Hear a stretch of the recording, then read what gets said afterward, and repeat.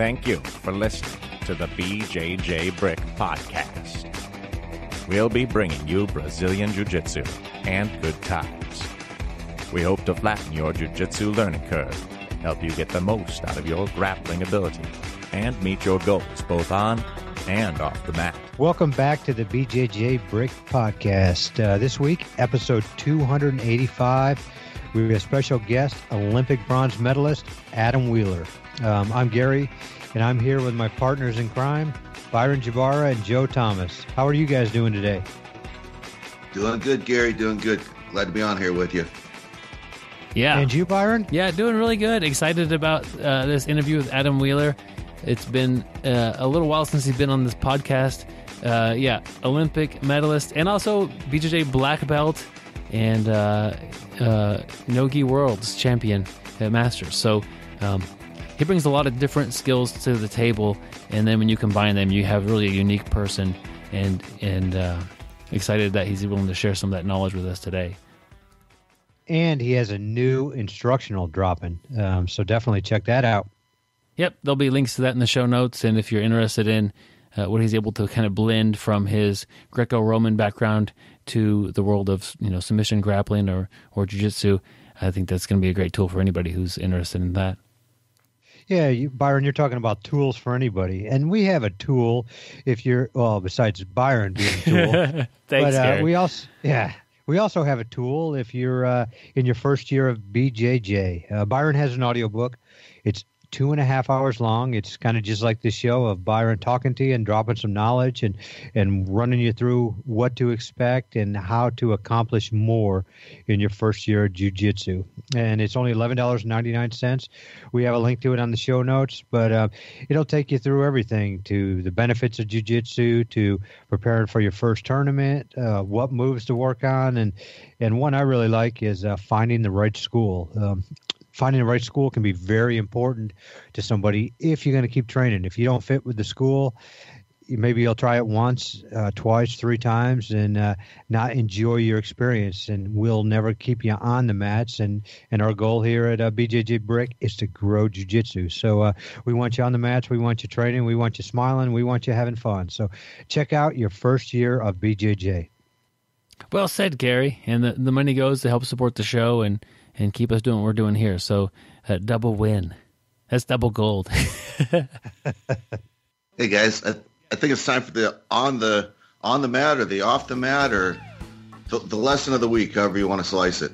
So I got a good one for you guys. So you guys know in my current role at work, I'm a safety guy, and I visit all our boats, and one of my main focuses is on emergency response. What are the guys going to do if, they hit a submerged obstruction and tear a hole in the hull and they're going down or the boat catches on fire. And so I attend as many of the vessel's safety meetings as I can where they hold their fire and man overboard and abandoned ship drills. And I also attend the inspections when the Coast Guard or the American Bureau of Shipping comes and does an inspection. And during those inspections, they're required to hold drills. And it's a little bit more of a stressful drill than when they're just doing their weekly drills, because they're being, critiqued by regulatory bodies, and there's usually office personnel there, and so it's a good chance to get to see how they would react in an actual emergency. So when I attend their weekly drills and their safety meetings, there's a couple of different ways that guys will hold a fire drill or a man overboard drill. One of them is what we call table talk, and they'll just sit down in the galley and they'll talk through it, and they'll say, okay, a guy falls overboard, what's the first thing we do? And somebody says, we throw a life ring or anything that'll float so it's easier to find them, and we sound the alarm, and they'll just kind of talk through it, and it's kind of a question and answer. And then, of course, the other way that you can hold drills is to really hold the drill. You sound the general alarm and you say, okay, guys, this is a drill, man overboard drill, man overboard on the starboard side. And everybody kind of leaps into action. And so those are the two ways that you can hold the drills. And then, of course, the third way that you can be preparing for emergencies is to actually have an emergency. And, of course, that's a much higher stressed situation. And one thing that I've noticed is the crews that do really well during the ABS and the Coast Guard inspections on their drills, and they're relaxed and they don't make any mistakes. The guys I'd feel real comfortable with sailing, they usually have a pretty equal amount of both types of drilling, where they do the table talk drilling and where they actually run through the motions of the drill. And they usually got some guys on the boat that have had some experience in actual emergencies. And when I look at this in relation to, let's just say, sports in general, look at a football team. They've got some practices where they're in the film room or a coach is up at the whiteboard and he's diagramming plays, or they have a no-pad practice where they're just walking through. And that's sort of like when the guys on the boat are doing the table talk drills. And then they have the drills that are, the practices where they've got some pads on, they're doing some hitting. That's like when the guys are running drills on the boat and they're actually going through the motions, and they're putting on their fire suits, and they're putting on their SCBAs and getting the fire hoses out.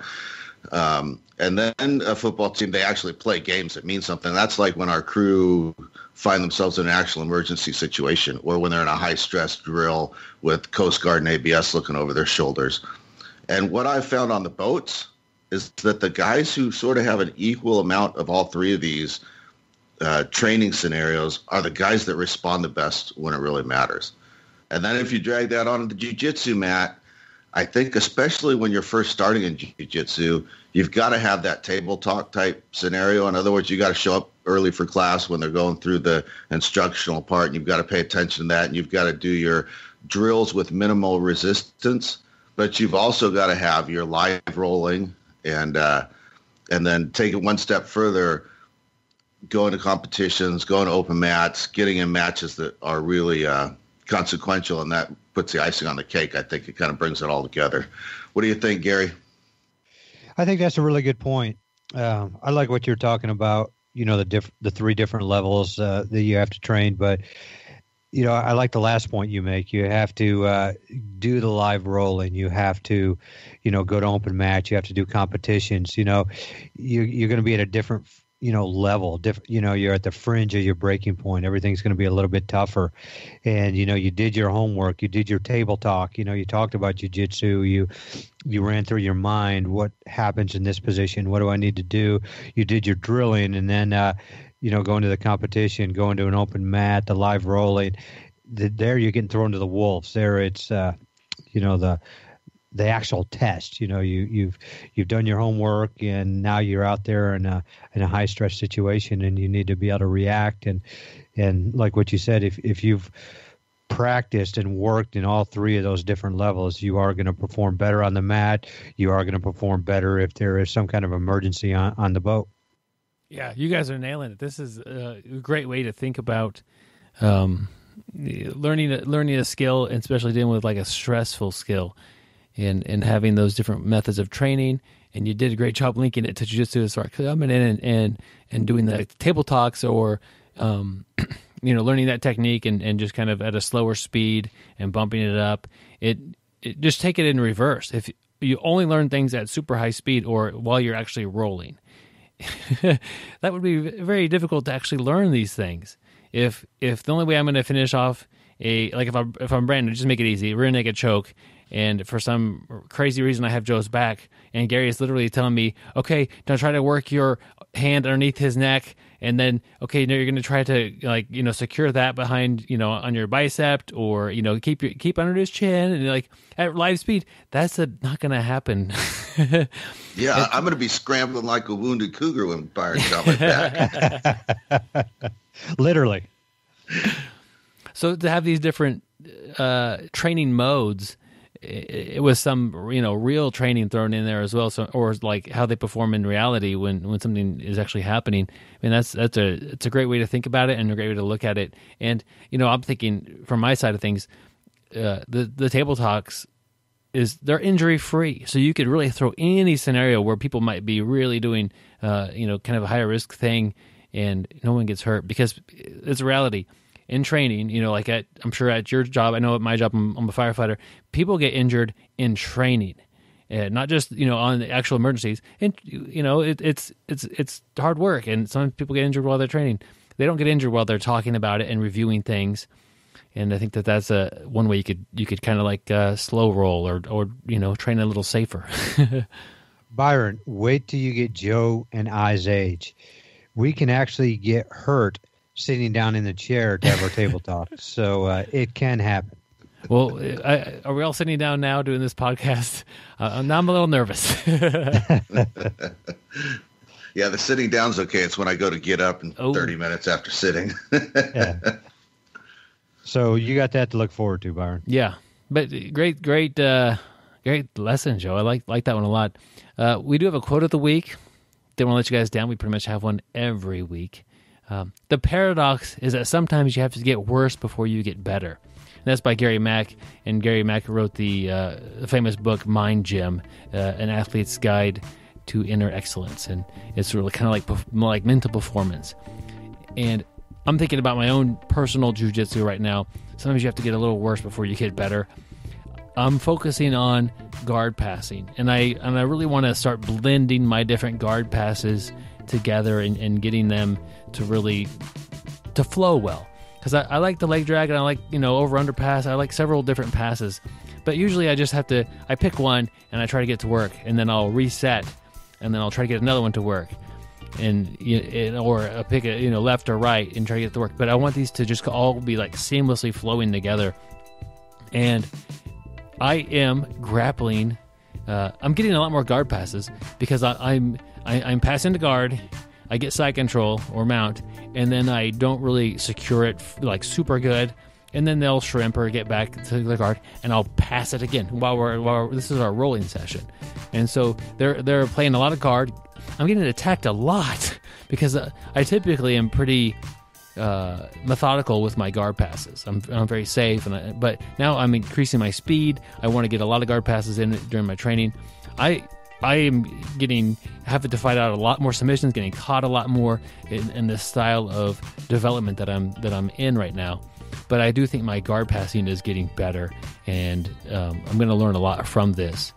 But if I had to play and not get submitted, I wouldn't do this. This wouldn't be the action plan as far as this aggressive style of passing for me. It's not really what I'm good at right now. So, but I'll get there. And you have to be willing to be a little bit bad at something for a while to get worse, or to let me say that you have to be able to deal with being not as good as you were in order to learn in a certain area, and then you'll get better overall.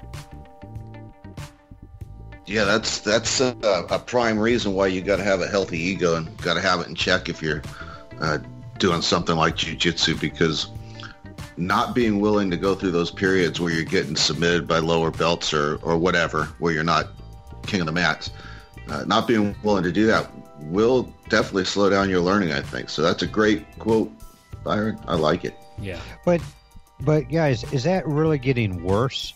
You're just working a move or something that you're not as familiar with, so it's not like you're an expert in that. You're working your weak part of your game and you are getting submitted, but I don't know if that's really getting worse. Like I'm trying to figure out, Gary, here's really get worse. Yeah, and maybe you're right there. But if I haven't done this aggressive style of guard passing with Gary yet, but I could guarantee that he would be hitting a lot of Kimuras on me and several guillotines as well. Because typically when I start to pass Gary's guard, he'll throw a Kimura up and they'll try to slow things down and try to back out of it and try to repass a different way.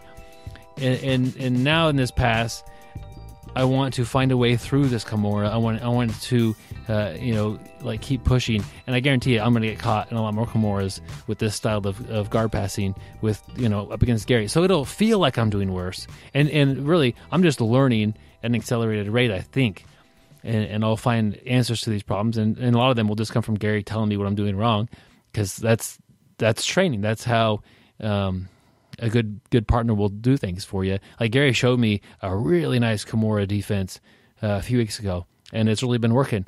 But that will cost him submissions down the road if I get this to work on him. But that's how we train, and that's I guess you can look at that. Gary helping me out will make his grappling a little tougher, or it'll seem a little worse. Like he'll land a few less Kimuras if I do his proper defense right, but in the long run, he'll get better. Yeah, that's how I look at it. Gary, I think your question there sort of illustrates the mindset that we're striving to get to, but there's sort of a gap between where we start and where we get to the point that you're talking about, where most of us, or at least I have, at least early in jiu-jitsu, thought if I had a few bad nights that I was getting worse. And I think what you're getting at is the understanding that having some nights or even some weeks or months where you're getting submitted doesn't mean you're getting worse. It means you're taking that next step in your evolution to actually get better. Yeah, that makes sense. And, I was reading Paul Kinzia's book, who we've had on here before. And, one thing that really stood out to me is he's talking about, your levels of conditioning, how athletes peak. I think we had a quote on like this the other day that, you may peak for that one day. You may be the best at that one day. And then he also, had some statistics about, marathon runners, and, they would just stop running, and 3 days or 2 weeks later, their cardiovascular fitness would be, a fraction of what they were, when they were training every day.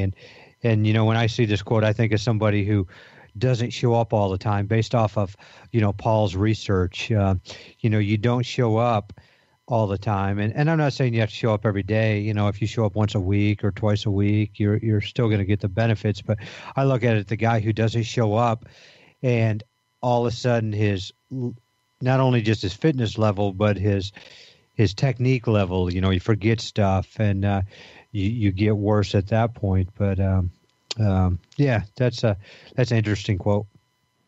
And the guy's got an awesome first name. You're right about that, Gary. He's got two first names, actually. That's pretty cool. But if you're interested in this sort of mental game, and this quote doesn't, I think, represent all his work, that, like he'll really help you with getting your mind in the condition you need to be in to compete is what he's kind of his niche there. But it's called Mind Gym. It's pretty neat. Yeah, and I want to go back to what Joe said, because you just made some sense to me. I've been having a little bit of trouble with this quote, but yeah, like what Joe said, and kind of like what you were just, you're talking about Mind Gym. He talks about mind. We are going to have days, like Joe said, that days that we're not performing to our peak, and who it could be because we just woke up 5 minutes before this podcast, and our game's not on, or it could be a bunch of different reasons for that. Or we didn't sleep but a few hours last night. Yeah. But we have to have that mindset that, hey, like Joe's saying, hey, we are going to have these days. And is there something I can learn from this? Is there something I can make better? I'm not just going to pack up my suitcase and, grab all my gis and my no-gi stuff and just quit. I'm going to, hey, I'm going to come back and hopefully do a little bit better the next day and the next day. And I'm going to sit down and have table talks to find out maybe what I'm doing wrong.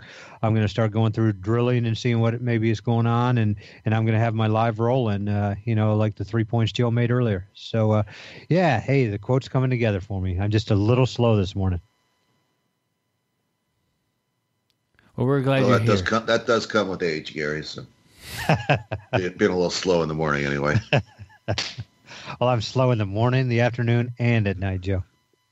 Yeah, right. Gary starts off slow, it kind of levels off, and then tapers off from there in the evening, and repeat. My basketball coach used to say I had two speeds: slow and slower. So I guess it's right. Oh, Gary, you never made it to the Olympics, did you, Gary? In basketball. Never. But we do have an Olympic athlete on the show this week. Oh, now there. I was wondering where that came from. What a segue. I tried to throw up a softball, and he didn't swing, Gary. I missed it. All right, let's roll an interview with Olympic medalist Adam Wheeler. He is the most interesting grappler in the world. Many years ago, I was warned that an opponent could move like water. He wore a swimming suit during the match. This is the first ever match that was no gi. I can check the air pressure in my tires by squeezing them with my hand. am the only competitor in any combat sport to be disqualified for using mind tricks. I escaped a very tight arm bar by telling my opponent it was not the submission he was looking for. I don't always listen to podcasts, but when I do, I prefer the BjjBrick Podcast. Stay sweaty, my friends. All right, my friends, I'm happy to bring back Olympic medalist Adam Wheeler. Adam, welcome back to the podcast. Thank you. Thanks for having me. I appreciate it. Yeah, really excited to bring you back here. And I'll put a link to your past interview on the show notes, but give us a quick little, little competition history about your Olympic career and about you doing jiu-jitsu and what you're up to now. Okay, so I actually started out doing wrestling in high school, and then while I was in high school, I actually started doing jiu-jitsu at a little Japanese jiu-jitsu gym. But it was only, for a very short period of time in high school, and my brother and I kind of got into it, thinking it was really cool. The guy who owned the school was really nice to my brother and I because, we grew up pretty poor and couldn't afford it. So he let us come in and train once in a while for free. But I pretty much focused on wrestling the majority of my high school career. And then I went into the military and I wrestled in the Navy wrestling team for 5 years. And then eventually I wrestled at the Olympic Education Center and then the Olympic Training Center, where, as you just said, I ended up making the Olympic team in 2008 and ended up earning a bronze medal at the Olympics. And I was the only Olympic medalist on my team that year. And I'm the last American to actually get an Olympic medal in greco wrestling, which hopefully will change in 2020. But as of now, no one else has got a medal, and hopefully that changes. But immediately, when I was wrestling, when I'd come home for breaks from college or just visit my family, my brother, he's 1 year younger than me, he started doing jiu-jitsu, and we would always train jiu-jitsu when I was home just to, something that we could both do together and continue to learn a little bit. But I never followed like a formal belt system until probably a couple weeks after the Olympics. I went to a jiu-jitsu gym and I was literally like in the best shape of my life and trained with a guy named Lee Douglas and his brother, Taryn Douglas. And I think they each submitted me about 20 times that day. And it was just like eye-opening to me. And I was like, yep, this is the place I need to train. And I haven't stopped training since. So that's kind of it for that. Your attitude towards jiu-jitsu to me is interesting. You went from one of the best competitors in a grappling sport in the world to walking into a gym and not doing real well. And it would have been so easy to say, well, that's not my thing. Let's stick with the Greco-Roman wrestling here. But for some reason that you didn't have that, and you said, I got to learn this. I want to do better.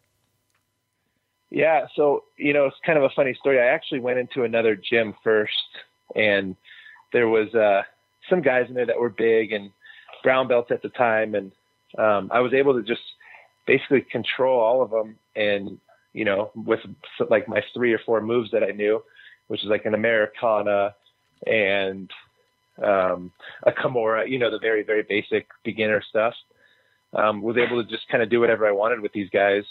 And so it actually turned me away because I've never been one to, I don't care if I'm the alpha male per se in the room. I wanted to learn. I wanted to get better. And by going in and being like, like in the best shape of my life and strong and, to go into a room and get beat, I realized it was a different sport, but it also opened my eyes to how much more I can learn, and something that I could continue to do is, my wrestling and my super competitive days I knew were over because I just was at that point in my life where I didn't want to keep pushing the pace that I was going to become an Olympian, but something that I could do for, years to come. And I still hope that I'm going to do it for the rest of my life, as long as I'm healthy and able. So, as you've been training jiu-jitsu, has there been a lot of techniques you've been able to bring over from the Greco-Roman world to your performance on the mat? Oh, yeah. I feel like it was kind of a natural transition, because Greco is a lot of controlling the upper body, 2-on-1s, positioning, knowing where you are at all times. So it took me a lot less time, I feel, to get to the next level than a lot of guys. I got my black belt in just about 4 years, which I know is very rare. And some people say, oh, you did it too fast and things like that. But I got my black belt in 4 years, and then competed in the Nogi World Championships very shortly after that, and ended up winning as a black belt. And then all of a sudden people were perfectly fine with me being a super fast black belt. But I think, from the positions, on the feet, transitioning to the positions when you're in guard, especially like the butterfly guard per se, or when someone else is in guard, like you're controlling a lot of the same type of positions, just from, the ground versus the feet. And a lot of that just kind of came natural to me to, control a 2-on-1 and then hit a sweep, or control a 2-on-1, control part of the body and get a pass. And a lot of it is very, very similar. And I think it's just a great transitional tool for transitioning into jiu-jitsu and doing well. Yeah, that's funny. People had like an issue with you getting a black belt that fast, but we all bring different things to the mats when we first start, and you brought a lot with you. And right. you didn't ignore that. You used and you built upon that. And I would say even some people are just, they pick things up better. They have attention. Their mind works better with grappling, or their body kind of clicks a little easier than others. You probably would have got a fast black belt no matter what. But, like let's say you wrestled a couple of years or whatever in high school, and then you never really made a big credit. You probably have a particular knack for picking up and learning and developing skill in any grappling sport. And so you take the elite grappler that you were and put you on the mats in jiu-jitsu, of course you're going to pick it up fast. That's not it. And it wasn't only that I just picked up the techniques fast, because, for me, like, I learned by doing things. Yeah. And when I started doing jiu-jitsu, my professor, we kind of made a deal that I would teach him. So in the beginning, I would get to practice about 20, 30 minutes early, and he would just want me to teach him like one or two things in wrestling. So we started meeting. We would meet 20, 30 minutes early. We'd start working on wrestling.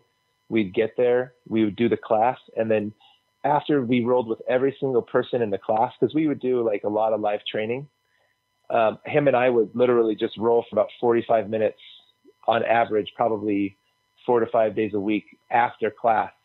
So I picked up things fast because I felt them, like if somebody gets you in a specific armbar or guillotine or something, eventually you're going to know it's coming because you feel it. And that's kind of how I learned fast, is just, I still had that mentality of training like I was when I was an Olympian at the time. And so, for my first 5 years or whatever it was, like I was on the mat, very, very consistently and just rolling all the time, so I put in many, many hours in that 4-year period also to get that black belt pretty fast. Wow. And that's I would say a compliment to your coach and his growth mindset. A lot of coaches have people who come in and not necessarily Olympic caliber wrestlers, but are just better wrestlers than them, and they don't know how to deal with that. And he dealt with it by, I'm going to use this guy to help myself learn and get better. And that just shows you an awesome coach who wants to get better and is willing to use the resources that are given to him. And that's awesome. That's great. And you know what's crazy about him is he is his name's Lee Douglas, and he's not like, he doesn't compete a lot, and he's not like a social media guy and stuff. So he's kind of not like a super popular name in jiu-jitsu. He's competed at the Worlds a few times and only lost to like top level guys like Braulio Estima and Cyborg and Tarsus Humphreys. Like he's beat, he's lost to some big names. But about 2 years after we were working together, I brought him to the Olympic Training Center for a wrestling camp for a couple of days, and he was like beating really good Greco guys on the feet. And it was just like, man, this guy, because he's like a phenomenal athlete, and he's older than I am, and he's just doing pretty dang decent for somebody who just started learning Greco stuff with me, So it was kind of cool to see it on that. He was my professor, but I was still teaching him stuff, and it was cool to see that he was getting better at it also. That's awesome. And no way to look at that any different than that complements your teaching style as well. Yeah, hopefully that's what it was. I'll take credit. Well, for I it. mean, he did a lot of work as well, but he wouldn't be able to go do that without you helping him out. And oh no, looking at you do have a DVD coming out very soon here, or I guess by the time this airs, there'll be a link in the show notes. And it's what's your instructional about?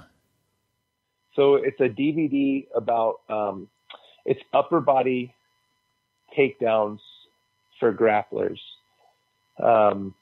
We did one for jiu-jitsu, and we did one two for jiu-jitsu and two for wrestling. I did it with BjjJ Fanatics and Mike Zanga and Bernardo Faria's company. And basically a couple years back in 2015, I went out to New York and I trained with Bernardo Faria, and he found out that I was a wrestler, and I wanted to just do jiu-jitsu with him because he was the best in the world at jiu-jitsu at the time, and he wanted to do wrestling with me because he found out that I was an Olympian in wrestling. And so we kind of trained a little bit of both. And kind of a long story short, we ran into each other again this year at Master Worlds, and he said, "Hey, I still remember training with you. I would love for you to come out and do a DVD with us." And we put some thought into it, and I think, in my opinion, the upper body techniques for grapplers is really, really beneficial because you could learn how to get takedowns and control your opponent without putting yourself in as much danger. And, I feel like with doing traditional wrestling in jiu-jitsu, there's a lot of things that kind of open up. And that's what happened to me in the beginning of my jiu-jitsu career. Is I would, dive in for a single leg or a double leg, and the reactions of jiu-jitsu guys are a little different than wrestlers because, wrestlers, they go to their stomach. Jiu-jitsu guys will go to their back, and all of a sudden now watch your head, you're in a guillotine, or extend that arm a little bit, you're in an arm bar or a triangle, or, what have it. And we decided that we should do a video based on techniques from the upper body takedowns that are they're very, very high percentage. And by high percentage, I mean the percent of you scoring are high and the percent of you putting yourself in a dangerous position are low. And I think it'll be beneficial for a lot of jiu-jitsu guys and a lot of wrestlers as well. And, hopefully they appreciate the work that we put into it. Yeah. And you could, I'm looking forward to seeing this one and learning from it. I know that that's definitely a weakness in my game as far as like upper body takedowns. I don't have the best takedowns in the world anyway, but I'm definitely not versed in upper body takedowns.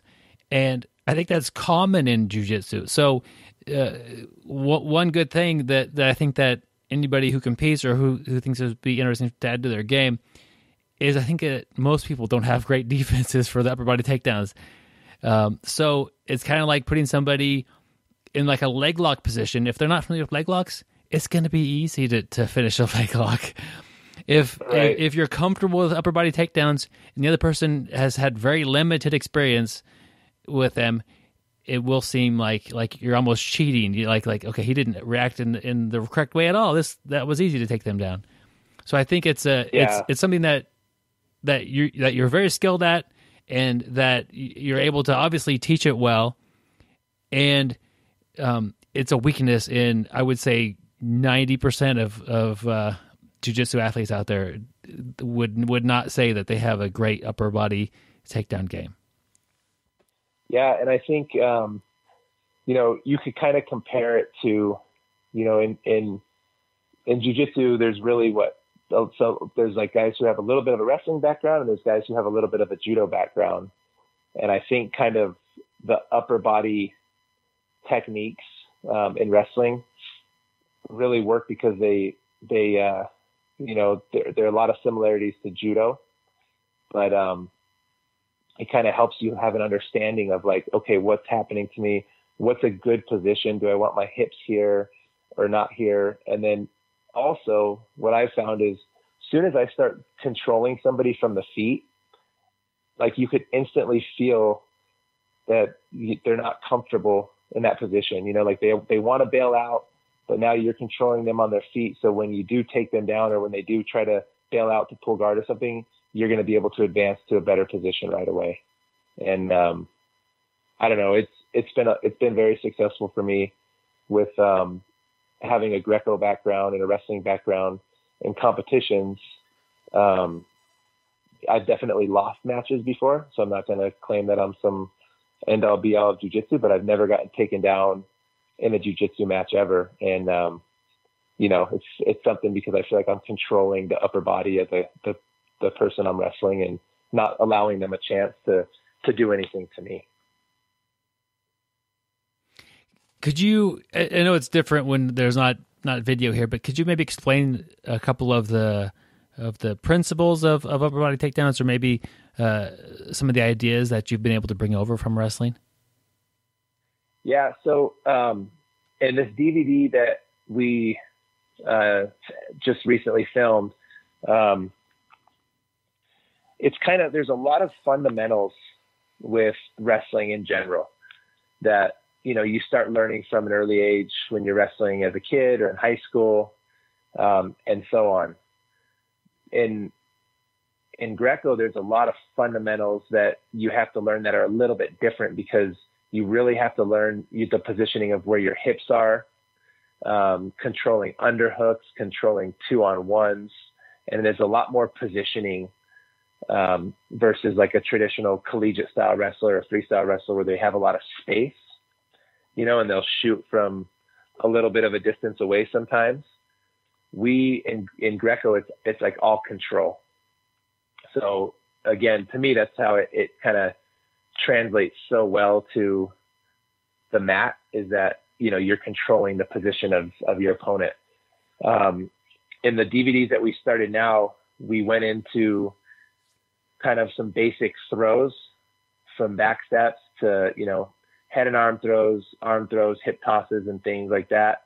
Not necessarily breaking down the throws per se, but just kind of getting your body used to those positions. And so knowing like, hey, this is available if this person pushes or pulls a certain way, you kind of know how to react.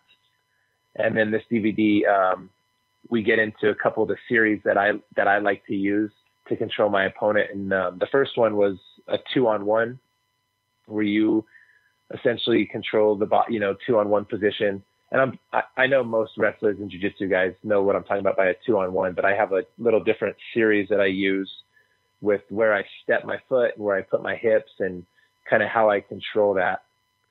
And then in wrestling, we always talk about chain wrestling. So I start out the DVD with my position number 1 per se. And then if your opponent reacts in a certain way, so if he reacts by pulling his hips out per se, then I'm going to react by doing step B. And then if he reacts this way, I'm going to go to step C. If he reacts this way, it's step D. So you're kind of always one step ahead of your opponent and his reaction. And then I really talk about the fundamentals of, okay, once you get to this position, how do you finish the takedown? We go over that a lot, and a lot of positioning with, you're not pushing too much. There's a lot more when you're controlling positions, pulling them and keeping them tight and keeping no space. And it's really hard to say it, I guess, unless you could see it.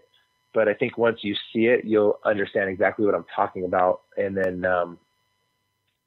I went into a couple series with underhooks and double underhooks and a pinch headlock series that it's all upper body controls. And, you know, I notice a lot, and I'm not comparing myself to him in any way at all, because he's a legend in the sport. But like, if you watch like a lot of Marcelo Garcia's stuff that he does from butterfly guard, a lot of it is, you know, 2-on-1 control and pinch headlock control. And it's kind of a very similar method, just from the feet. And that's kind of hard to explain. Yeah, no, I'm picturing it in my mind's eye, and I'm excited to see this when it comes out. And I guess when it's out now, I haven't seen it yet because we're recording this in advance, but we'll air this and it'll be out, and you can go check it out right now. So that sounds awesome, and I think it's a great way for somebody to bring some new elements to jiu-jitsu, and either, you know, just sometimes people feel like they're on like a plateau and they're not getting any better.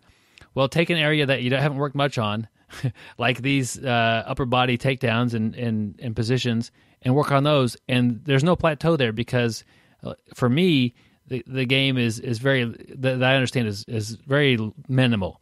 So I guarantee you, as soon as I put this DVD, I'm going to start learning stuff, and it's going to start working for me as far as my knowledge base and my ability will jump. And I get people talk about plateaus, but really you're just stuck in the same thing, and you're kind of stuck there. Change it and do something different. And that's why I'm excited about this opportunity, because I don't think anybody, nobody of your caliber has taught what you're teaching to jiu-jitsu people, and you've got the experience on both ends of the table to bring, you know, jiu-jitsu experience and the wrestling experience. And it's a tremendous opportunity for people to take a step up in their game, and to deliver things to competition, or, you know, just, you know, on the friendly mats that people aren't used to seeing. So it's a great opportunity, and I appreciate you for sharing what you have. Yeah, I think what's good about it too is that I've been doing jiu-jitsu now, I mean, for it's been a long time. You know, I wrestled in the Olympics 10 years ago, and I've been focusing specifically on jiu-jitsu since then, with a little bit, you know, of experience beforehand. But I've learned a lot because I teach takedowns, and we kind of do like a wrestling for jiu-jitsu class at my jiu-jitsu school. And I've learned from mistakes. Like, I'll teach something the way that I would teach it to a wrestler, but the reaction of a jiu-jitsu guy is a little bit different. And, you know, I've been in positions where I've done a beautiful takedown, but then I end up in a bad position. And I've really worked, you know, over the last years to make it so it works for me in jiu-jitsu now, since that's kind of my new love, I guess, of grappling is jiu-jitsu now. And so I've learned from all the mistakes of just going out there as like a pure wrestler to now doing it as a wrestler who is more of a jiu-jitsu guy now, if that makes sense. Yeah. I'm a wrestling background, but I consider myself a jiu-jitsu athlete, you know, and I've really learned from the mistakes of just putting myself in bad positions by doing certain takedowns. And now I really break it down how to do the takedown without ending up in a bad position in jiu-jitsu. And that's what makes it successful. Yes, we could benefit from all of your growing pains. Just show us this finished product instead of us having to figure that out ourselves. Yeah, they say, what is it, like, a smart man learns from his mistakes, but a true wise man learns from the mistakes of others as well. I mean, that's what we all do, yeah. Right? Like, we all watch these high-level competitors, and, you know, everybody in jiu-jitsu loses. You know, maybe not Roger Gracie. I can't think of anyone else, but like and even he's lost, I'm sure, but everybody in jiu-jitsu loses. And, you know, every time you lose, you learn from that mistake. And I'll tell you, I'm the first person in training, especially being a bigger guy, to put myself in bad positions and to try to really figure things out. And, you know, I've done a lot of that with these takedowns, because I don't want to teach, you know, blue and purple belt takedowns that are going to put them in a bad position in competition. So seems like it's working so far. Yeah. That's great. You mentioned being a bigger guy. How are you able to train with smaller teammates and both people get benefit out of that role? What do you do differently? You know what? So there's definitely times when I have to use what I call my fatness on people, but I'm not afraid to put myself in bad positions. And a lot of the students that we have at the school that I train at are, blue and purple belts. We definitely have some super tough purple belts, and we have some tough brown belts and some really good black belts too. But, being bigger than, everybody that I train with pretty much, except for maybe a couple of people, who are about the same size, I put myself, I'll let people work. I'm not training anymore just for myself. So I let people work, and I let people get in positions that they normally wouldn't be able to get in with me. And then I try to work out of those positions. And, a lot of times I get caught too deep. We have a really good purple belt at our school right now. His name's Daniel Calvert, and he went with me to film this DVD. But I'll let him get me in certain positions sometimes. And then it used to be where I could just get out of it eventually, but now it's all right, now I'm done, because they're learning from being in these positions as well as me learning how to kind of figure out the puzzle of getting out of them. So I think you just got to keep doing that.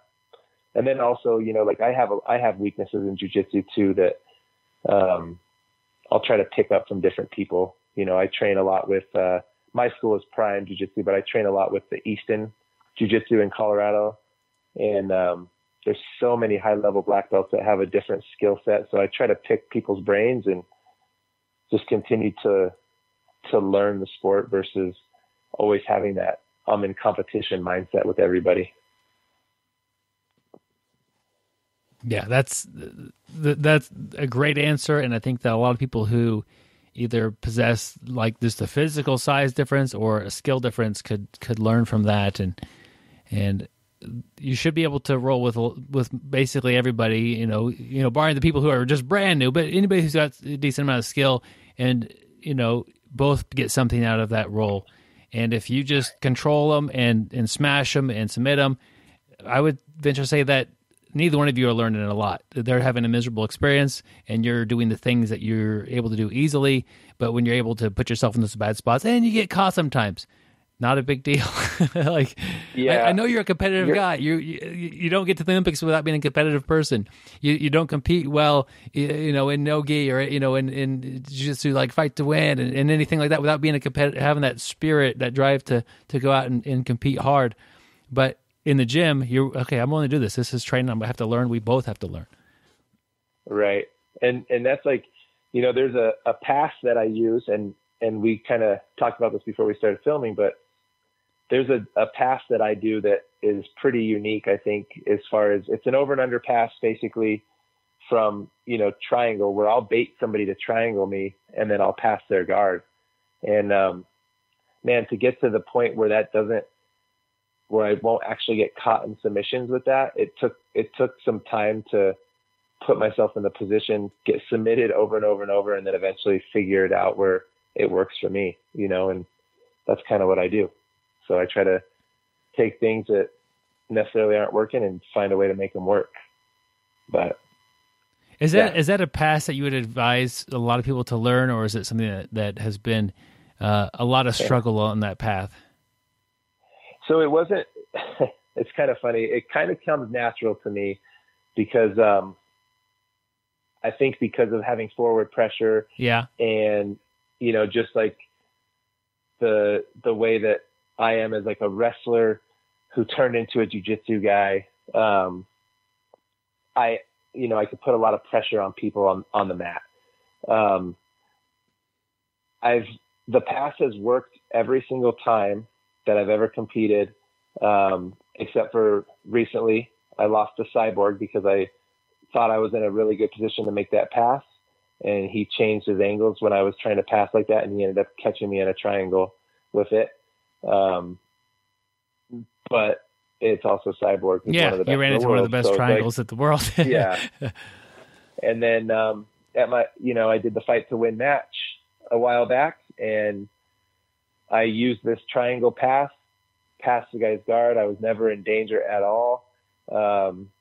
Ended up in side control the whole time, thought I was winning the match the whole time, and just, playing safe, being smart, thinking I'm like, there's no way that I'm behind. A guy pulls guard, I pass his guard, I'm in side control the whole time, and I lose a split decision somehow because they gave a sub attempt for that triangle, which, in my head, I'm like, I forced that position and passed his guard. I was never in any danger. So, the rule set sometimes throw me off a little bit, but those are the only 2 times that I've lost matches doing that technique since I've been working on it. And, I'd like to say I know what happened in the Cyborg match. I was just a little too comfortable letting him get me into that position, just thinking I'm going to pass his guard like I do everybody else's. But, again, he's on a different level than most, and he was able to capitalize on that. And then I still wouldn't mind having a rematch, though, just throwing that out there. Yeah, that'd be cool. The guy who I lost the split decision to, I have no idea how that decision went like that. But, again, it's kind of my fault for thinking I'm ahead in a submission-only match and being content with winning versus staying aggressive, But the triangle pass definitely worked. It works for me because I feel like because I'm a big, powerful guy who could put that pressure on, and I have, bigger shoulders and maybe a smaller neck than some. I wouldn't recommend everybody do that kind of pass unless they are really comfortable putting that pressure on. It's more of that specific pass, I would say, is more of effective with heavyweights, basically. You might be right. But, I could tell that that's not going to be my pass because, Adam, when a triangle gets set up on me, and it's got to be set up because I'm not going to just hand it to him, the first thing I'm going to think is here we go. This is going to be terrible for a little while. I don't enjoy passing a triangle choke. It's not a thing that I would put myself in to try to get out of. If the thing that clicks in your head when somebody who's a similar skill level than you puts a triangle on you, here we go, I can pass this. This will be great. I bet that's what's happening in your mind. All right, this is my pass. And in me, it's okay, this sucks. Like I said, I've never, probably in the last couple of years, and don't get me wrong, I put myself in this position with a couple guys in the past. Yeah. And if I don't react right away, it's trouble for me. But now that I kind of know, I do it, I explode. My reaction is a lot more explosive than it used to be, and I kind of have the timing down. Probably in the last 2 or 3 years, I've been putting myself in this position over and over and over, and I test it against everybody. I just tested myself doing this against Bernardo when I was there training with him, and the only person that's caught me, which unfortunately was in a competition where I thought I was going to be all right, was Cyborg. So it's just, live and learn. But that came from trial and error and getting myself in that position and realizing all right, I can't do this mistake or I'm going to get, they're going to switch it up or switch to a reverse triangle or take my arm this way. It's just trial and error and doing it over and over and over. Yeah. So. And anyway, that's just one pass that I like to do that, it's unique to me. Maybe I'll make a little video of it and post it on my social media to just kind of show people what we're talking about. Yeah. It's worked well for you.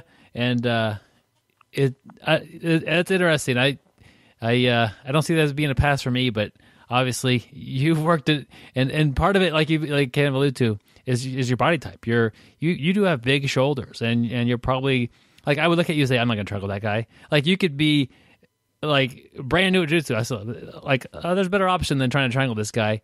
Maybe Umaplata or something else, but to wrap up his head and his shoulder, maybe something else. Yeah. No, I have my weaknesses, but That's not one of them. Yeah, getting the caught in triangles is not typically something that happens in. Yeah, that's so that. And I mean, part of that of jiu-jitsu is like there's a bit of an art to it. It's not the same blueprint for everybody, and it's good, I think, early on for until you kind of figure things out. But like, first white belt, blue belt, purple, even I think purple kind of people find their art, their game. But to learn what your instructor's teaching you and try to make it work with your game. And after those years go by, or that experience comes through, you'll make it your own. And that's obviously what you're doing with this.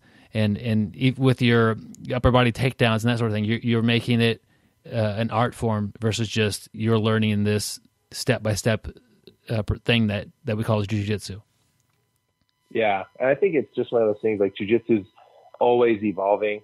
If you look at the competitions, it's first, I could just keep naming things over and over. Barambola, worm guard, all these new footlocks that are coming out. John Danaher's stuff, or I think it's John, but Danaher's stuff. All this stuff that's coming out. It's like it's always evolving and it's always new. And if you're, I just trained with Travis Stevens when I was up there doing the DVD.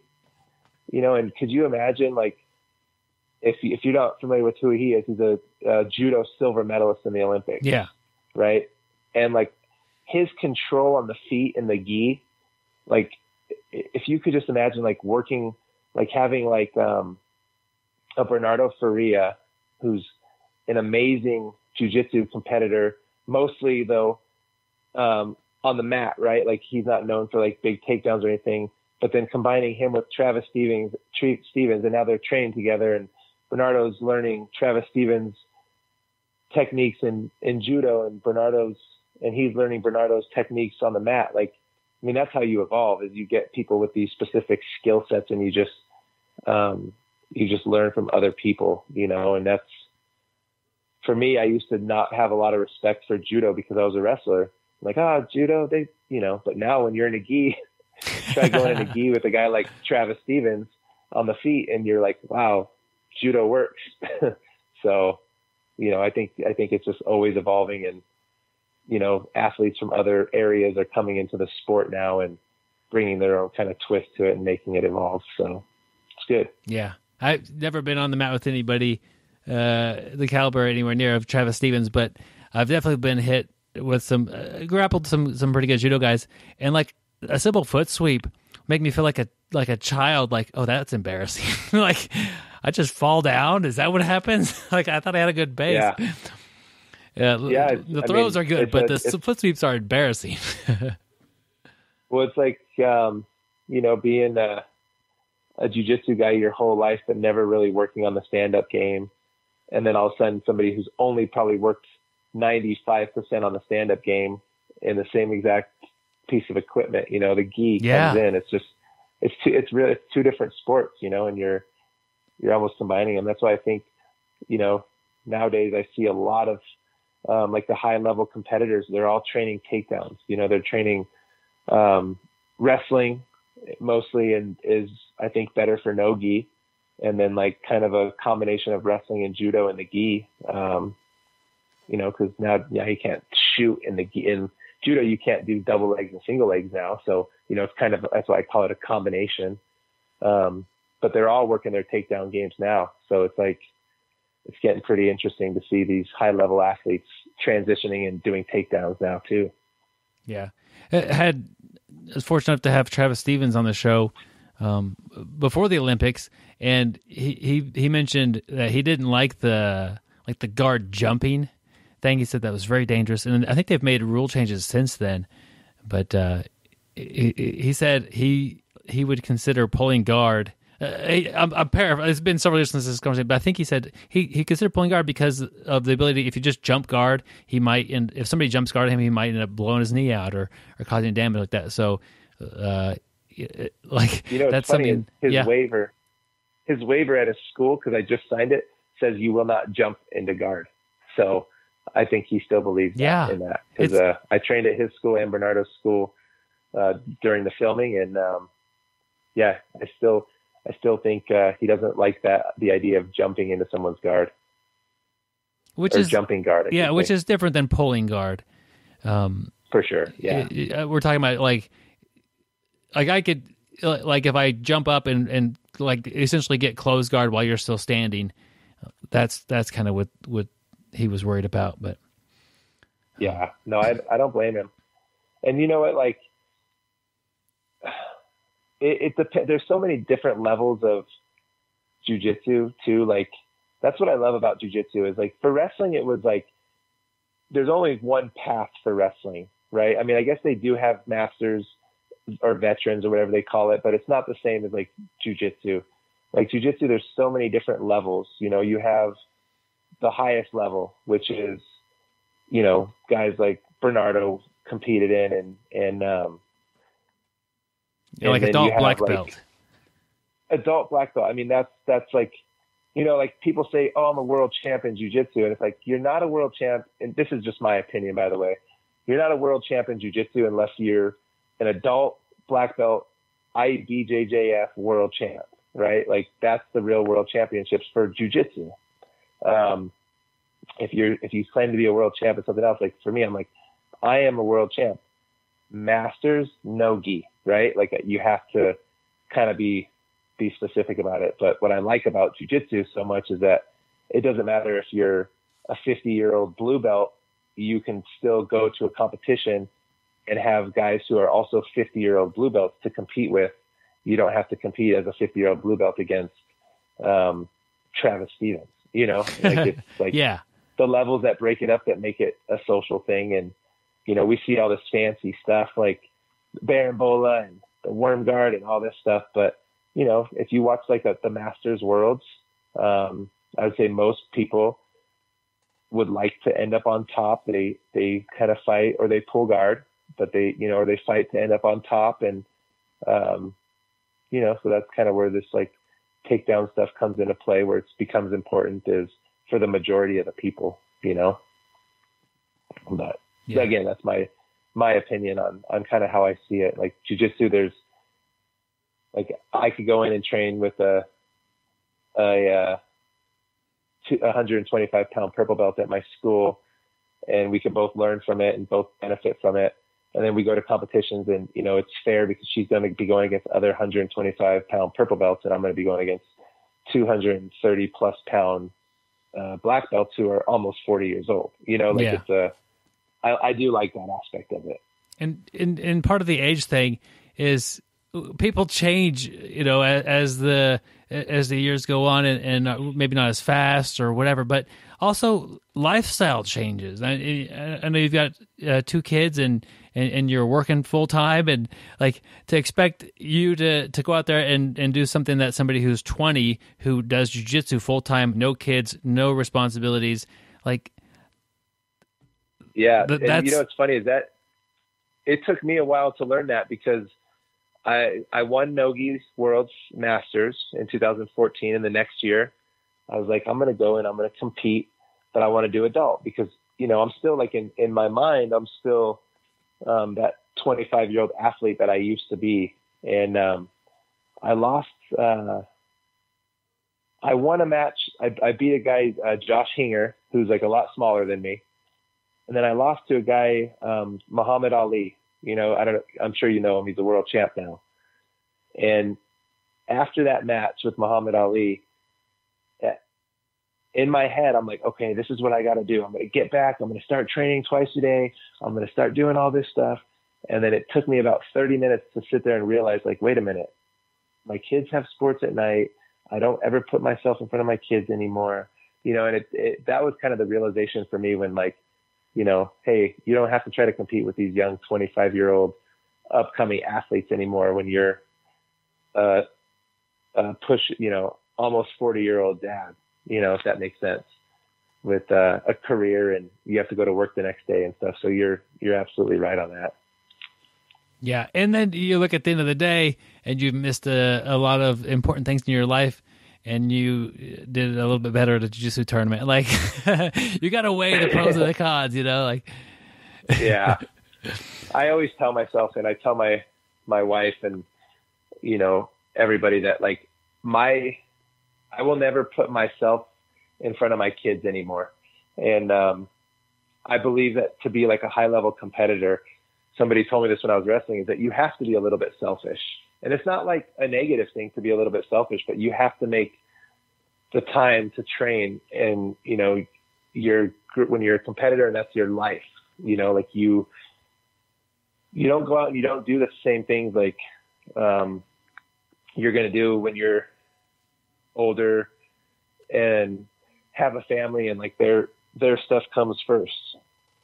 Like if it's like, go watch my 6-year-old son play at school, or his baseball game or something like that, or me go train jiu-jitsu, like I'm choosing my kids 100% of the time now. And that's just something that I put in my head, you know, like I'm fortunate enough to have a firefighter schedule, and I train during the day. And if I don't train during the day, then, you know, the rest of the day is for my kids. So it's on me, you know, but that's just kind of how I approach it nowadays.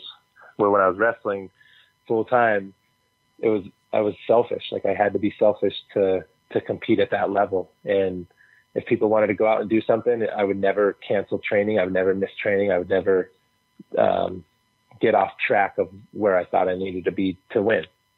You know, and I think that's kind of where all these top level competitors are. That's their livelihood now, and that's where they should be. Yeah. But it's okay to be to be an elite competitor, and I think it's even a bit more extreme for MMA, but it's a selfish act. Like you have to focus on yourself in order to get there. And it's okay for a phase of your life.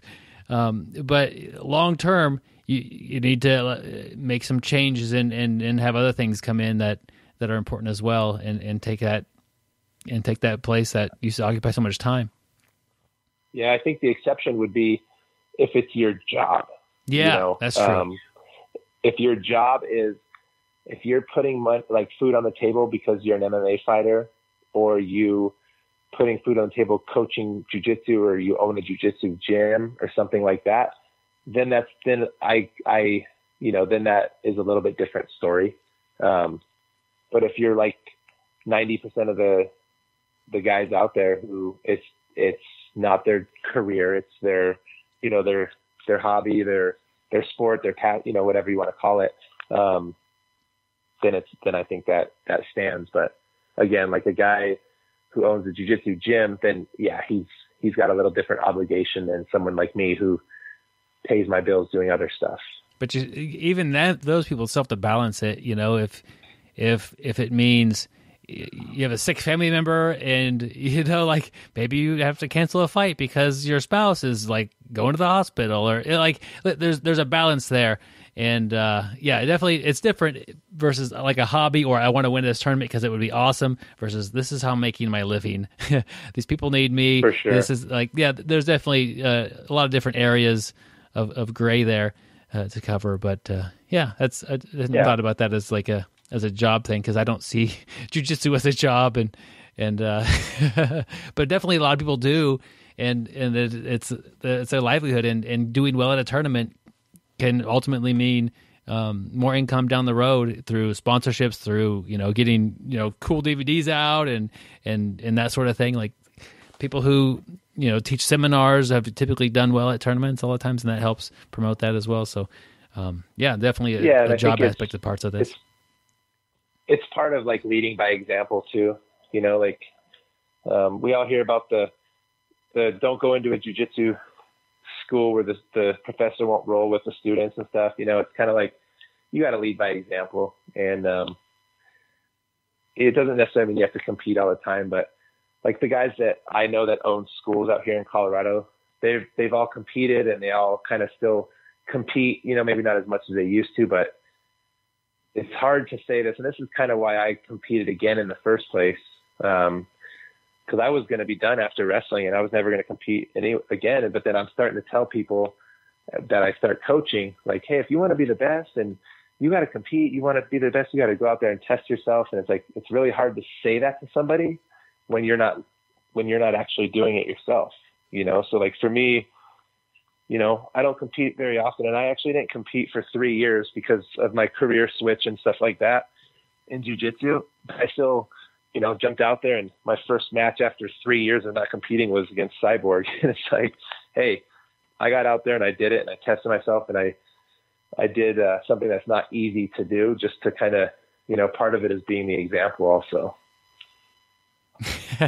You're crazy, Adam. Jumping in with Cyborg after 3 years. A career change, and this is interesting. Last time you were on here, we talked a little bit about, I think you're on the SWAT team, and I think I don't remember, maybe we talked about it after the show, maybe we talked a little bit during, I don't remember, about switching to fire. I'm guessing that's happened. Yeah. So in 2000, so I was a cop for 8 years, and 4 of those years I was on the SWAT team, and it was just something that, like, I enjoyed my career. Don't get me wrong. Met some of my best friends that, I'm still friends with to this point. But after a short period of being a cop, I kind of started thinking about, career choices, and I didn't feel like that was the best choice for me. And when I tested originally to be a cop, I actually tested for the fire department also. But at the time I wanted to be a cop more, and I got hired as a cop first. So I selected, I did that job for a little while, and again, it was fun for a couple of years, and then it became like I really didn't, I really wasn't enjoying what I was doing for a job. And then I got on the SWAT team, and it was really fun again. It was kind of like a new life on the job. And then same kind of thing, a couple of years later, like I was just finding myself burnt out, becoming one of those guys who was just not happy with what he was doing. And, I definitely have a desire to serve the public. But I wasn't enjoying being a cop anymore. So I started looking again at switching careers, and talked to some family. I come from a family of firefighters, and talked to some friends, and one of my good buddies who actually does jiu-jitsu also out here, as a firefighter. And, he was telling me for 3 years that I should try to switch over. And I did some research and, retested again for the fire department, and luckily was hired. And, it was a big financial change for a couple of years with my wife and I, because I took like a $40,000 pay cut for a couple of years. Just as you go back up to the ranks, of earning that money back. But definitely you said 35 career move for me. I want to make sure, 35,000 or 3,500? I took a $35,000 pay cut because, as you know, because you're a firefighter, yeah. But a lot of people might not know how it works. But out here, you start out as a recruit, and your pay is significantly less than it will be 3 years later on the fire department. And that's how it is for police too. So I was a cop. I was on for 8 years with, all the extra little incentives that you get for being on the SWAT team and stuff like that. And then I had to switch back to being a recruit again and making recruit pay, which was about $35,000 less per year. Luckily that doesn't last forever. And for me, it was fortunate because I moved to a bigger city. I was pretty lucky because my pension was all the same. So I didn't lose any years of service or anything towards my retirement.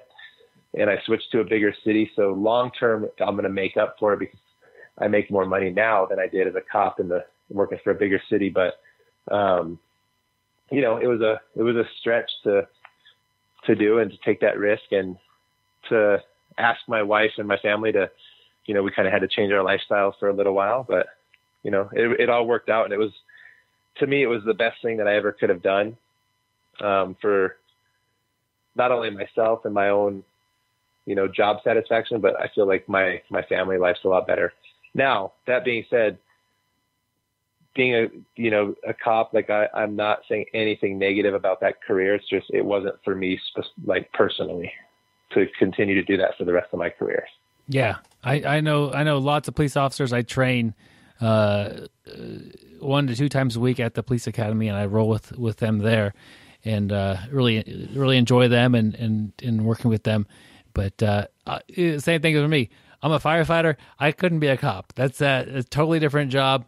And if that's either one of them, if it interests you, go look into that. And I think me and Adam could both say that we both enjoy firefighting, and it's a good job. So yeah, it's a great, I don't know.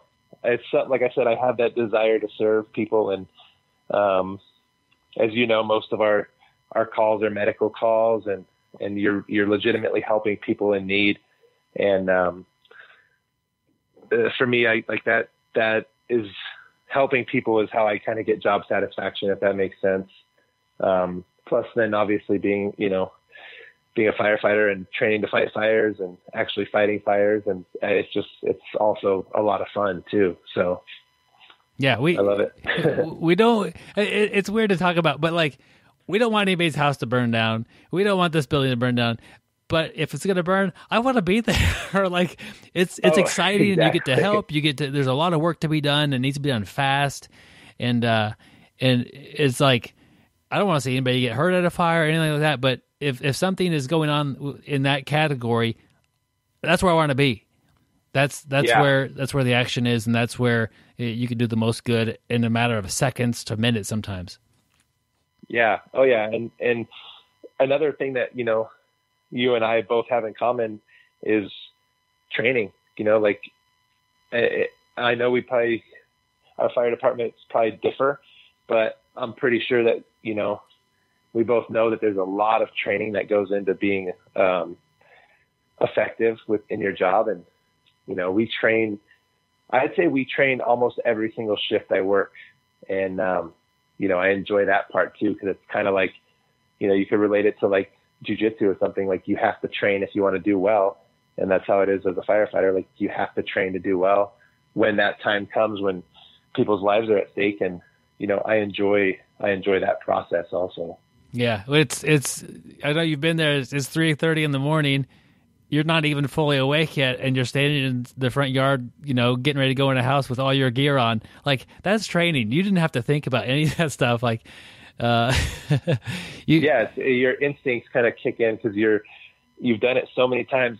Just by the time you get out of the academy, your gear just, like getting that stuff on when you first get there, it takes you, I don't know how you are, but it took me like 3-4 minutes to get all the gear on when I first got to the academy. And then, by the end of the academy, you have to be able to do it in less than a minute and be ready to go into a fire. It's kind of, yeah, it's a lot of, after practice is like tying your belt, like in between rounds. You don't even think about it. You pick up your belt, you retie it, you're talking with somebody else, you're finding who you're going to roll with next. And before you know it, your belt's tied. Exactly. It's instinct. Yeah. I would say that my instincts for firefighting are not quite as good as they are for grappling yet, because I'm still new, and I don't want to claim, some firefighters listening to this, like I've only been a firefighter for just barely over 2 years now. So I can't claim that, I'm still the new guy per se, but I enjoy it. And, still getting better, And you're at that point in your career, like I'd imagine you start off your, if it's like where I'm at, you're on the back end of an engine, and you're basically the nozzleman for a while, and then eventually you start driving and you're pumping fires and that sort of thing. Yep, exactly. Yeah, and that's kind of like, there's a process to it too. Like I'm certified to drive, and when our engineer's out there, I can drive and work all the pumpers and all that stuff. But now I'm working on doing the same thing for the truck. Because it's, there's a process and a learning process, and you just keep getting better and evolving it with experience, just, like anything else. Yeah. And if people are listening, so he's talking about like a fire engine, which is like basically what pumps fires. And then the truck is something with a large ladder, and it's significantly larger of a vehicle. And you got to know how there's so much to learn about all this stuff. It's just like, it's a lot like jiu-jitsu. Can you think about any of your grappling training that you've maybe learned over the years, or maybe how to learn, and how that's affected your ability to pick things up at the firehouse? You know what I can say for sure is that I think okay, like as far as a job, you know, being a firefighter is a very physical job, and so you always, you know, like just being in a sport like wrestling and jiu-jitsu, like you always have to be physically capable and physically strong so you maintain strength. What I get out of, you know, what I call like the SWAT team and being a cop and being a firefighter is those spikes in adrenaline, you know, when like, oh crap, as a firefighter, you're pulling up to a house and it's like, it's going and you don't know if there's people inside and you got to go in and, you know, fight that fire. Like your adrenaline goes up, you know, like, I don't know, your heart rate goes through the roof. Right. Yeah. But I feel like from years of competing in jiu-jitsu and wrestling, like you can maintain a little bit more composure in stressful situations because you've put your body, even though it's a different thing, you know, it's totally different when it's life or death versus, you know, possibly getting submitted or something. But I still believe that the competition, it prepares you for things like that. And I actually said that before because I was involved in some pretty crazy stuff when I was on the SWAT team, and the adrenaline rush that you get before you're going to do an operation or something like that is very similar to that of the adrenaline rush you get before you're going to walk out and do a huge match against somebody. And I feel like, you know, that competition gets you, you know, even though it's different, you know, I can't compare it 100%, but it gets you prepared mentally, and you kind of learn how to cope and manage yourself under stressful situations, I think, with competition and being in those situations. And that's just my opinion, you know, like if I could walk out in front of millions of people to wrestle in the Olympics, you know, I should be able to handle the stress of a domestic violence call as a cop, or, you know, a car fire as a firefighter with being able to kind of just maintain that composure. Yeah. I don't know about necessarily specific grappling skills as a firefighter besides like the fitness, but definitely putting yourself in that competition mindset. Yeah. I feel like, the ability to stay calm. Yeah, for sure. Yeah. I tell people sometimes it doesn't help when you're excited. Like if you're not able to control yourself, you're not helping yourself to perform better. I think I would fight, like, let's just say one of my family members' houses was on fire. I'd probably perform a little bit worse than if it's just a total stranger. I would, no matter what, I would be a little bit more excited. I would be a little bit more worked up about the event. If I'm able to kind of calm down and say, okay, here's a house fire. Well, let's go make sure nobody's in it. Let's go put the fire out. Like just I have those goals. I think it's a little bit easier to control myself versus if you're getting worked up before you're even doing things. I think that's always, you'll perform a little worse, or maybe miss some things. You don't get a good look at the outside of the house before you get in there, or who knows what it is. But I just think being able to take a deep breath, calm yourself, and rely on your training. That's what, I mean, you don't want to go into a competition with like tons of adrenaline before it even starts. You don't want to go into a house fire with tons of adrenaline before you even got in the front door. Like, you want to be able to kind of control it a little bit. Some of this experience, but some of it is just knowing, for me, it's knowing I'll do better if I'm calm. Let's be calm and let's do the best that we can. Yeah, for sure. And I know, like, I try to keep that demeanor even when I didn't know when you're brand new on probation as a firefighter and you're going to stuff, like, I tried to mentally think like that, like going to a call, like, okay, I have no idea what the hell's going on, but just be calm and stick with my guys. And, you know, like, I don't know. I think you just can naturally think about things better like that too.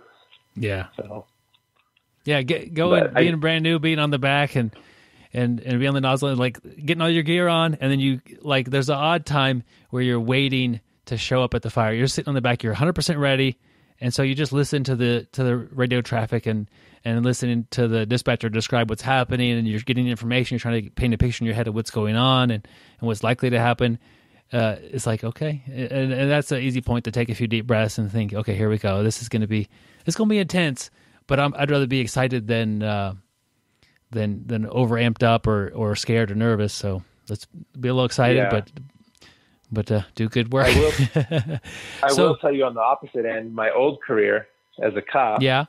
I think I personally feel like every cop should train jiu-jitsu, but I know that's not going to happen.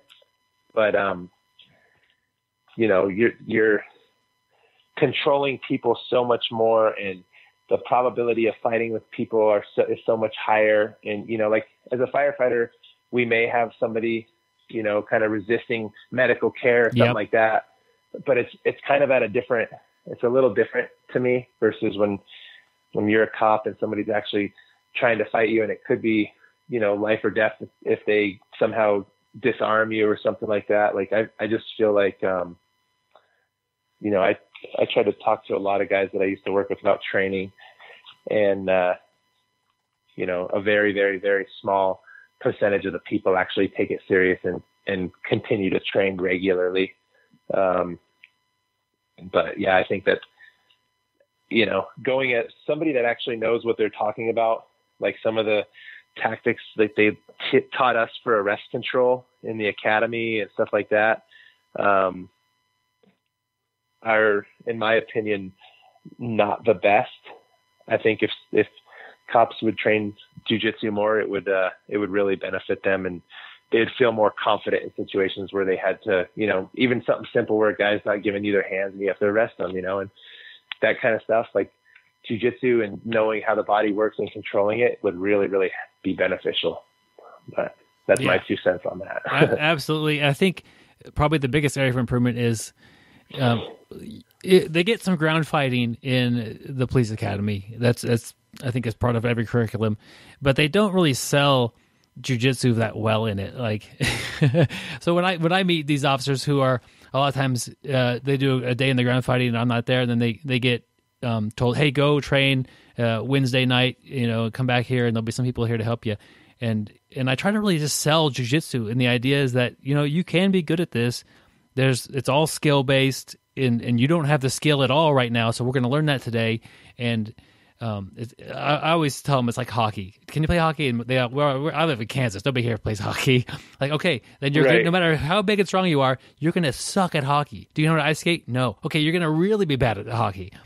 Until you learn some basic skills, you're going to be like a child would beat you in hockey. And we can learn these basic skills, and you're going to seem like you're amazing at it. And in this case, it's going to be fighting, compared to the average person who doesn't know how to even skate, or even how to properly throw a punch, or control you. So I don't know. I totally agree. Cops should train. Most don't. And I think most departments should sell the idea of training jiu-jitsu a little bit better than they do, and encourage them to do that more. But go ahead. I was just going to say, like, train something, right? Like, if jiu-jitsu is not your thing, or wrestling's not your thing, like, train something. Box. It doesn't, something boxing, something where you just kind of get that body awareness. There's even, I can't say I'm for it or not, because I have no idea what it actually is, but like Krav Maga, for example, like, it's kind of a martial art where, from my understanding, where it's a very defensive martial art where you, they simulate fighting and stuff like that. Like, I think just get involved with something, obviously I'm biased towards jiu-jitsu because I know how well it actually works. And people ask me all the time, what's better, wrestling or jiu-jitsu for my kid? And I say, if you want your kid to be an MMA fighter, this is just my opinion, so you could be different. You could have a different opinion, but if you want your kid to be an MMA fighter, I think wrestling's great. Or if you want him to be a wrestler, I think wrestling's great. If you want your kid, like, for the best self-defense, I think jiu-jitsu is the best self-defense. Adam, let me ask you here real quick. Do you want your kids to be MMA fighters? Oh, absolutely not. Yeah. No. Like, if you want your kid to be an MMA fighter, you better be one first, because like, right. I like that should be from the kid's perspective. Like, yeah, I just making sure that like, yeah, I think it would be awesome if he was a great fighter. You're asking somebody to go on a path that is very difficult and it involves a lot of trauma and damage, and yeah, absolutely. Oh, yeah. Not. That's funny. No, I just think, I guess the long story short is, I think for self-defense and stuff, I think jiu-jitsu is the best thing out there. And I only made the wrestling comment about MMA fighting because I feel like wrestling is a more aggressive form of grappling, sure, in my opinion, as far as like you want to take that person to where you want them to be, and you're going to control where that situation goes. Where in jiu-jitsu, someone attacks you and you could be, completely on your back and stuff, and you're gonna decrease the odds of getting injured when you know how to kind of protect yourself. And I feel like jiu-jitsu is definitely a better self-defense. And don't get me wrong, once you're on the ground, it's also a better offense too. But just like the idea of wrestling versus jiu-jitsu as far as like self-defense goes, like I would say jiu-jitsu is 10 times better for cops to learn than wrestling. If that makes sense. Part of what jiu-jitsu brings is the ability to completely damage somebody, render them unconscious with or break bones, sure, or keep them perfectly safe. I've been in several altercations at work where someone's having a diabetic emergency or they're on PCP or whatever, and it's basically a fight that looks like a grappling match that nobody's throwing punches, because I'm not punching them, they're not punching me, and I'm controlling somebody. And it's like, that's the type of fight I'd rather be in, where nobody gets hurt, because there are more than one ways to lose a fight, and some of those are like in court. You could lose. If you're going out and getting in fights all the time, your instructor might kick you out of the gym. There's a lot of ways to actually win a fight, like as it happens, and lose in life. And jiu-jitsu helps you kind of avoid those, because once you got somebody like on Neon Belly, and you kind of he just quit. He's tired. He's frustrated. He's giving up. Let's figure out how to end the situation safely, versus having to just beat the crap out of somebody. Yeah, no, I agree. It's kind of it's the gentle art, right? But like it could go either way. Like, you could definitely control somebody from getting hurt. Like, and I agree with that. Like the court thing, like you probably, I'm sure you've done it just more than me. You've been a firefighter longer, but sometimes there's psych patients, and you have to put them down and put their, strap their wrists into the pram or whatever. Like you're probably going to be a little bit better at doing that than like someone who's never trained and they're, grabbing up high on their elbow and why can't I stop his hand? Like it definitely helps for that kind of stuff too, and not injuring people. Yeah, I remember we had one guy on PCP, and it kind of sucks fighting somebody on PCP, because usually they're naked because they get hot and they take off all their clothes, and then they're super strong and aggressive. And I got him down. I have a Neon Belly, and he's kind of pinned down, and he's on his side or stomach, and the cops are getting cuffs on him, and one of the cops is just like still in fight mode and hitting him. And I'm like, okay, stop hitting him. Like, you're just making it worse at this point. I've got him under control. Let's cuff him, and we'll be fine. But it's kind of funny. If all you know how to do is punch, that's what you're going to do. It's like the boxing thing. Like, sure, you might survive the fight, but you'll probably knock somebody out in the process, or break their nose, or like your options are limited as far as you have to do a lot of damage if you're a boxer, if you're going to win a fight. But yeah, for sure. Any police things or events that really stand out to you? Like I said, when I was on SWAT, I was in some pretty crazy situations. And right before I actually became a firefighter, I was involved in that Planned Parenthood shooting. I was one of the SWAT team guys that went in there, and I can't really talk too many details about it, but it was, one of those situations where it got really bad. People, a lot of innocent people died, and to include one cop died and several cops got shot. And, that was right before I stopped being a cop and, switched over to fire. And a lot of people questioned, if that's the reason why I did that switch. And the answer is no. I was already kind of in that process of switching over before that. But I'll tell you, if there was a discussion with my wife and I, if it was worth it, that might have swayed me to not be a cop anymore after that, especially for my family. But that was definitely not the reason why. But, the things that like relate to that's one of those situations where I'm saying, you have to maintain a certain calmness about you, even though you're in probably the scariest situation of your life. And I think that being in competition and stuff like that kind of helped for that situation too, even though, it definitely wasn't a good situation and, things didn't go smoothly in that as far as, a lot of things went, but overall, once, one thing that I do remember them telling us is that once the first cop arrived on scene, no innocent people got hurt. So that was, that's a win in my book for that. But then there's been several times in my career as a cop where just having the ability, training, wrestling, jiu-jitsu and stuff, I felt like it was a lot easier for me to, I never felt like I had to really struggle to put somebody in handcuffs, if that makes sense. Yeah, I can see that not being a problem for you, Adam. Yeah. There's so many, people bury their hands underneath you in wrestling. There's, it's a very common move, how to get their arm out and get wrist control. And, and I just wish that, I'm not saying, don't get me wrong. I'm not saying oh, I made it easy because I was a cop or I was a wrestler, blah, blah, blah. I just think if I could encourage police officers to train more, to train better, it could help them, it could help them.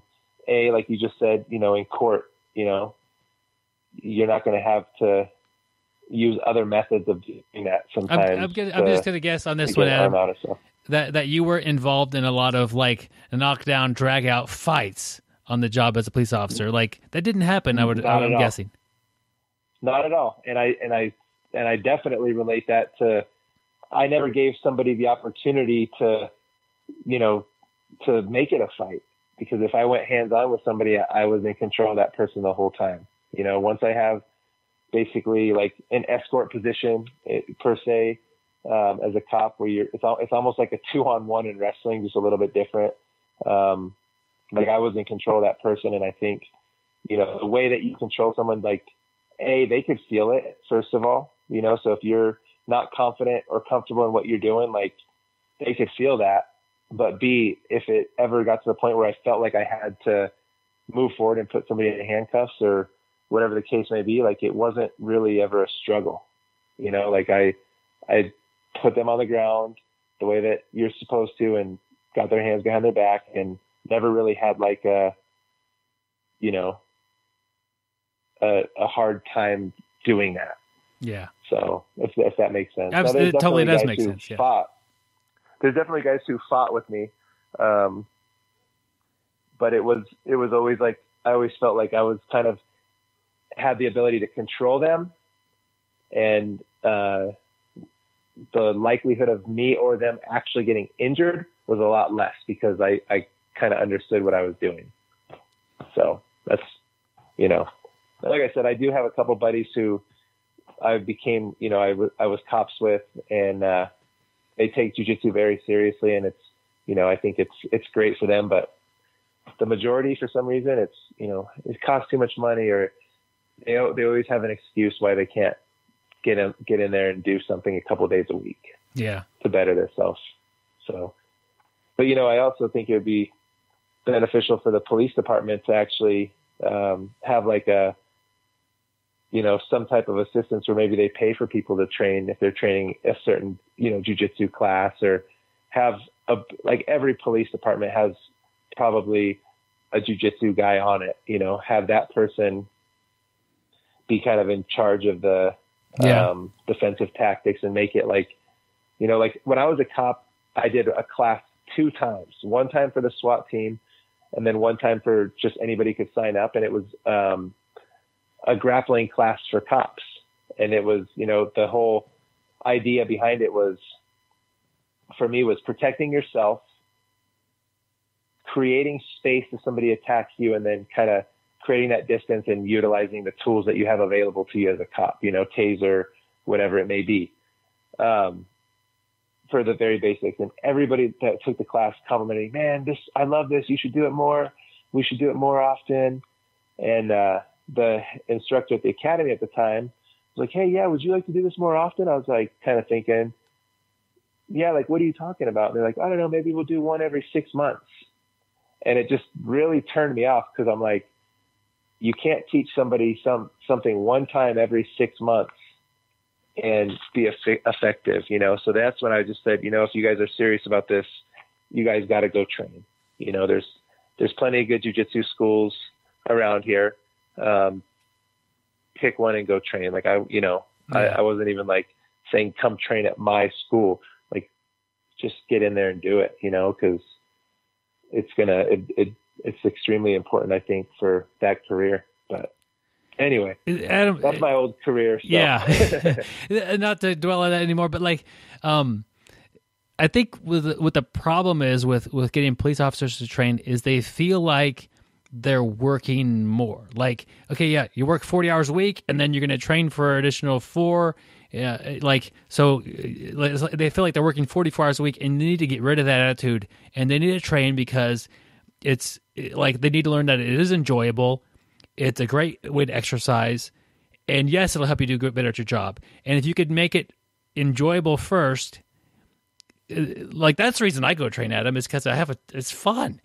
And sure, there are days I go train, it's not all that fun. I get my butt kicked or whatever, but like, I show up because I know I'm going to have fun, and I know that's where my friends are. And if you could make an officer realize that that learning this is an enjoyable process and it's not part of work, yes, it's going to help you at work, but you don't have to feel like you're going on a little bonus work exercise that nobody else is doing, and you're spending your family time at work, really, when this is happening. Like, I think that's part of the problem that they have, is like, they feel like they're going and doing extra work that nobody else on the department is doing, and really, you should be feeling like you're going to go extra. You're going to go play. You're going to go have fun and have learn a little jiu-jitsu. So yeah, and I think the biggest thing, like I always tell people when they talk to me about jiu-jitsu, I'm like, if you're going to commit to it, I want you to commit to like 3 to 4 months minimum. Like, just tell yourself, if you hate it, you're going to do 3 or 4 months minimum, because I feel like that first couple classes, it's weird. You know, you go in, you're bowing and you're wearing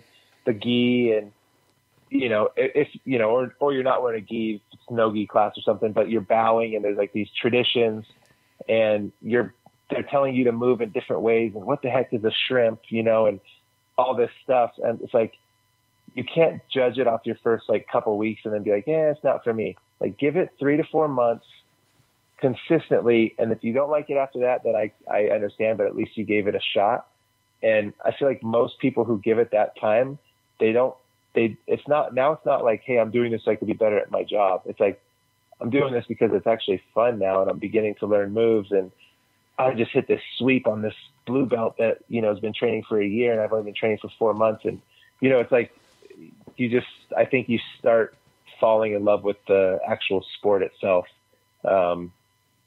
And then it's just like, you know, it's like, it's benefiting you for your job, but it's also healthy for you. You know, you're exercising, and now you're enjoying it as a sport, and you're going to enjoy it more, you know. But I think that's true with anything. Like, people always ask me, hey, will you write me a workout program? And I'm like, well, here's the deal. I'll write you a workout program, but you know, I'm going to write it for you for 6 weeks. And then I want you to follow up with me, because I change the programming every 6 to 8 weeks. Okay. And I'm like, follow up with me in 6 weeks. And, you know, the percentage of people that actually follow up with me when I do it like that are like very, very slim, you know, because they try working out for a couple of weeks and it's just not for them. It's like, you have to develop the habit of going consistently, like it has to be part of your routine. And I think that's with jiu-jitsu too. When you do it for 3 to 4 months, it becomes part of your routine. Like, hey, Monday, Wednesday, and Thursdays at this time, I'm going to train, and you develop a routine with it. I think that's half the battle of kind of getting in there and being consistent. So that's, I feel like it's like the same for exercise. If somebody hasn't ever exercised in their life, like it's going to be really hard for the first couple months because it's not a habit for them. Whereas like, for me, it's like, it's just something I do every day as part of my day. I work out at this time usually. And then, then my day starts, it's just a habit now. So I think developing the good habits or the habit of doing it is, once you do that, then I think most people would enjoy it. Yeah, and I'm sure it would feel weird if you missed a workout, and then if you missed 2 in a row, like okay, something's wrong with my body or with my routine. Like I gotta, you kind of need that for your day. Yeah, I mean, it's like something that I've been doing for so long now that, like, I legitimately just feel better when I do, like, I either do jiu-jitsu or I work out almost every day. Like I don't plan days off. Days off do occur, and they do happen. And it's usually like a day, like I work a Friday, for example, get home at 8:00 in the morning on Saturday, and my kids have sports at 10 and noon on Saturday. And, that's kind of the day that like sometimes will naturally be a break for me. But I just plan on like every day I'm going to work out or do jiu-jitsu and I'm at a point, like, don't get me wrong, I don't train jiu-jitsu every day. It's not like I used to when I first started jiu-jitsu for that first 5 or 6 years, but I train jiu-jitsu probably 2 to 3 days a week now. And that's just kind of the way my schedule works. And that's, for me, that's how much I like. I think 3 days a week is like a perfect number for me to get benefit from it, get some good training in, and still love it without, overdoing it. So, everybody's a little different. But I also like to lift weights like 4 days a week too. So it's, to everybody kind of has their own thing. Yeah. I have some friends who never lift weights, but they train jiu-jitsu every day, so. You got to find what's right for you. That's awesome. Exactly. Yeah. Adam, I learned a lot from you today, and I'm looking forward to checking out that DVD, and I'll put links to the show notes. Everybody wants to go look at it. Do you have any final thoughts you'd like to share with the audience? Yeah. So if you're interested, please go to my Instagram account at the Adam Wheeler and follow me. I'm going to keep putting updates on there. I'm going to start putting a little bit more little technique clips and stuff like that on there. But I just think that the DVD is going to be a great way for starting to develop a takedown game without putting yourself in trouble or putting yourself in bad positions. And I think a lot of people can benefit from it, and hopefully it goes well. And if it does go well, then we're going to continue to keep making more DVDs and keep building on the process that we started with these first 2 that we did. So, yeah, check it out, and please follow my Instagram and go from there. All right. That's the best place to find you is on Instagram? Yeah, Instagram. And I also have a Facebook page. But, if you have any questions for me or anything like that, I kind of am in the process of redoing a website for basically workout plans for grapplers. I did this a few years ago, and then when I switched careers, I stopped, and I want to get back into doing that again. But that's coming soon, so I don't have the domain name and all that stuff for that. But I'll be keeping people updated on my Instagram page for sure. Awesome. Go follow them there, guys. Thank you so much, Adam. Thank you. I appreciate the time. All right. It was great to have Adam on the show today. And he's so generous with sharing some of his story and some of his knowledge. Great tool out there for you guys who are interested in upper body takedowns on BJJ Fanatics. There'll be a link in the show notes, not an affiliate link or anything like that, but just if you're interested in that, go check it out, or just Google search Adam Wheeler and BJJ Fanatics, and it pops right up. upper body takedowns. Who better to learn this from? There's probably I can't think of any other Olympic medalists that are BJJ black belts and have competed at a high level in submission, grappling, or jiu-jitsu. So perfect. It's great to have somebody like that come in from one grappling world and come into ours and share what they have and what transitions over. So if you enjoyed the interview and or you know somebody who you think that would enjoy this interview, share that with your buddies, especially ones that would like it. And that really means a lot to us if you're willing to share this episode or just the podcast in general with your friends. Helps us out, helps us grow, and we really appreciate that a lot. Yeah, we've always said, Byron, sharing is caring. And speaking of sharing is caring, Joe actually is going to share an article with us this week, written by the one and only Joe Thomas. Well, that's a good segue, Gary. I like it. I take after Byron. That was nice. Yeah, okay, guys. So I did write an article a couple weeks ago, and we put it up on our web page. You guys can go there and check. It's got some great pictures. Yeah, go there and check it out. It's not a 1, 2, 3, 4 point article, so we're not going to go through it like that. But if you're interested in performing at your best in tournaments and stuff, you may find it helpful. It's just something I'm interested in. Go to the website. You'll see that we included a picture there that illustrates our 12-year-old humor on the show. But we just figured the title of the article is The Optimal State of Arousal, and oftentimes people have a different idea about that than what we're really talking about. So we just thought we'd get it out of the way with a clever picture to start with. Anyway. What's the movie from? The picture that's from a movie, Joe. Oh, it's from one of those Anchorman movies, right? Yep. Yeah. Ron Burgundy. Yep. Yeah, illustrating the optimal state of arousal. To Veronica Cornerstone, I think is there. That's a funny movie. He's illustrating a state of arousal. I'm not sure it's the optimal state of arousal or not, but there you go. At any rate. What do you mean by this, Joe? So how does this relate to jiu-jitsu?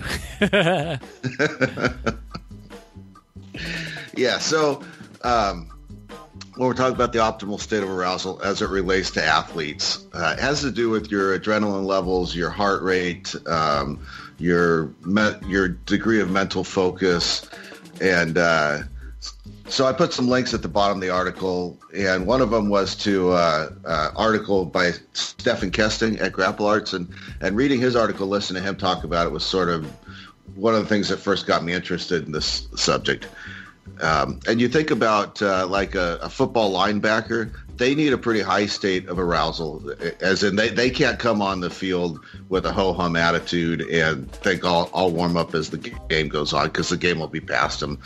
And then there are other athletes, take a kicker, for instance, that they need to be a little more cerebral in their approach. And, if a kicker's too amped up or too hyped, he's going to, put too much into it, and they're going to hook left or right or whatever. So that's kind of what we're getting at here. And as it relates to jiu-jitsu, everybody's different, but some guys come out and they just they can't get excited for the fight until it's too late, or they come out and they're overexcited, and then a minute in they're gassed and they end up losing because they have no more energy for the match. So I guess what I'm getting at in the article is trying to get to that state of arousal and avoid those two mistakes. Avoid either getting behind the 8 ball or avoid gassing out early. And everybody's aware of Pavlov's dogs, or the Pavlovian response. If you're not, Google it and look into this guy who's an interesting scientist back in the late 1800s, and he did some work with dogs and preconditioning. Very interesting. And then you look at that, and you look at athletes that have their rituals with their lucky socks or their pre-game meal or whatever they do. And sometimes we look at those rituals and we think they're silly, but what if it's actually a way to get your mind in the right state before an athletic event? So that's what this whole article is about. Check it out. I'd really be interested if we have some athletes out there who have pre-fight rituals, if they do things to get themselves in the right state of mind for a match.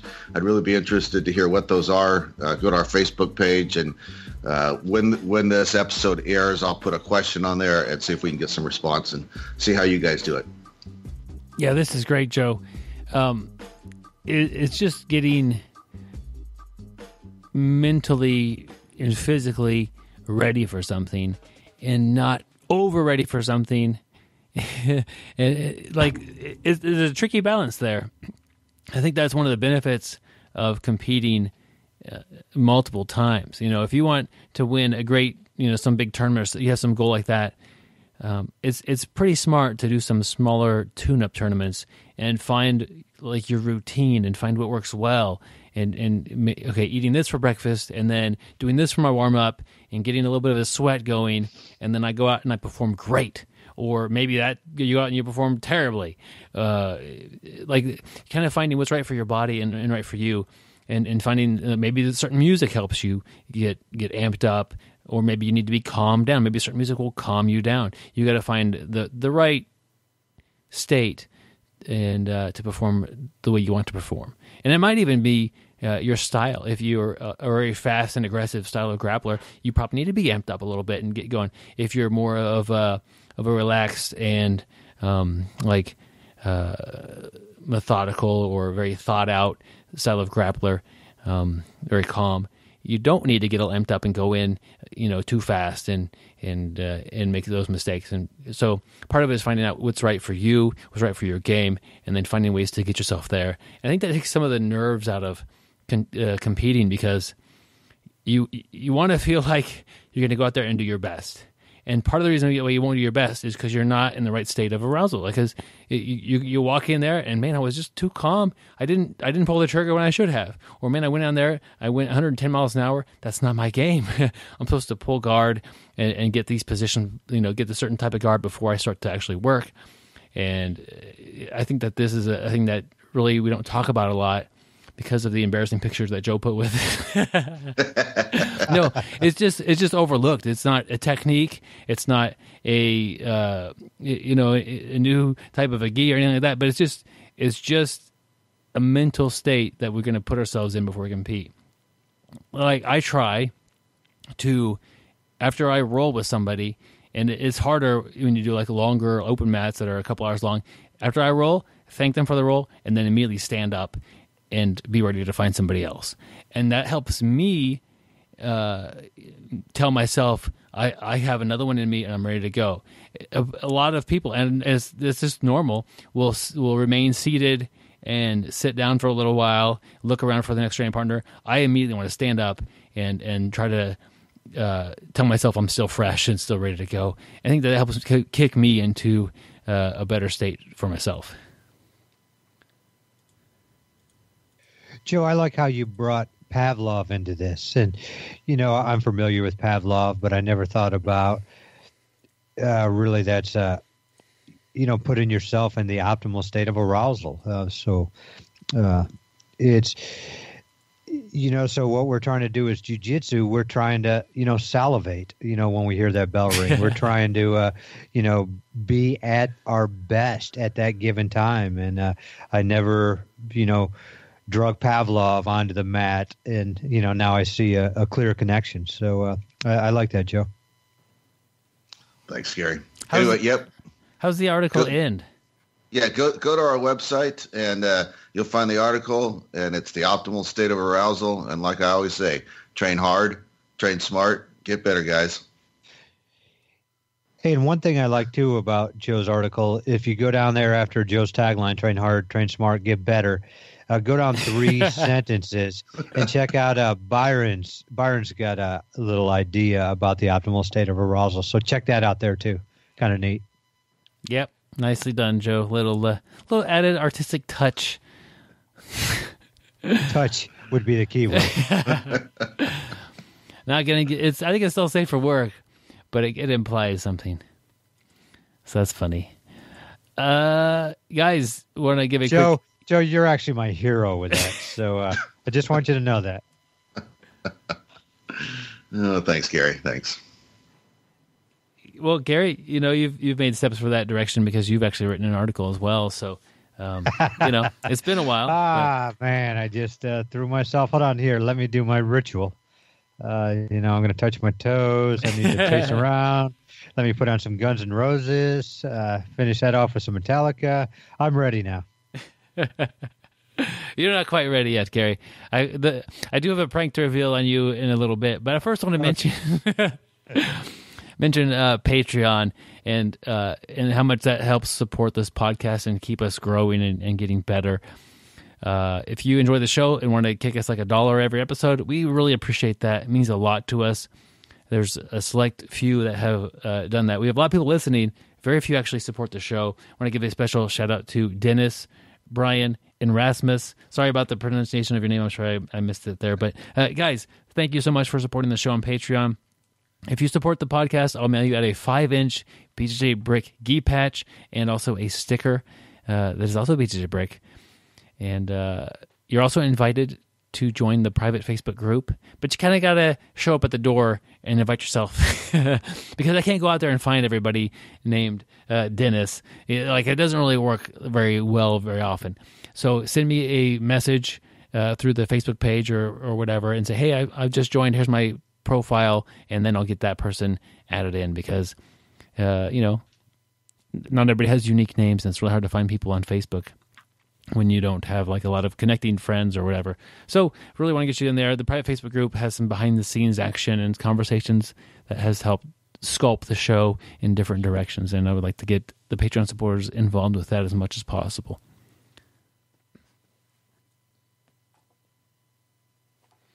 But I alluded to something a little bit different here about a prank reveal on Gary. Gary, I owe you an apology. This should have been revealed last week, if not the week before that.